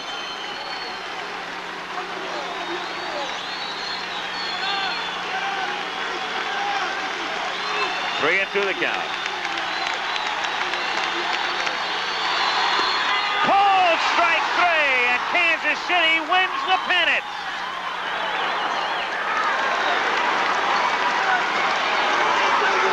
The Kansas City Royals turned aside in 76, in 77, in 78, coming into New York and sweeping the American League Championship Series. Greg Nettles, a reflection of the Yankee mood. Quisenberry, Cerrone, the Royals bullpen. And back they go into the clubhouse. Bob Uecker is down there. The Kansas City Royals have swept it. Led by Brett and Wilson and Quisenberry and White, who had a sensational series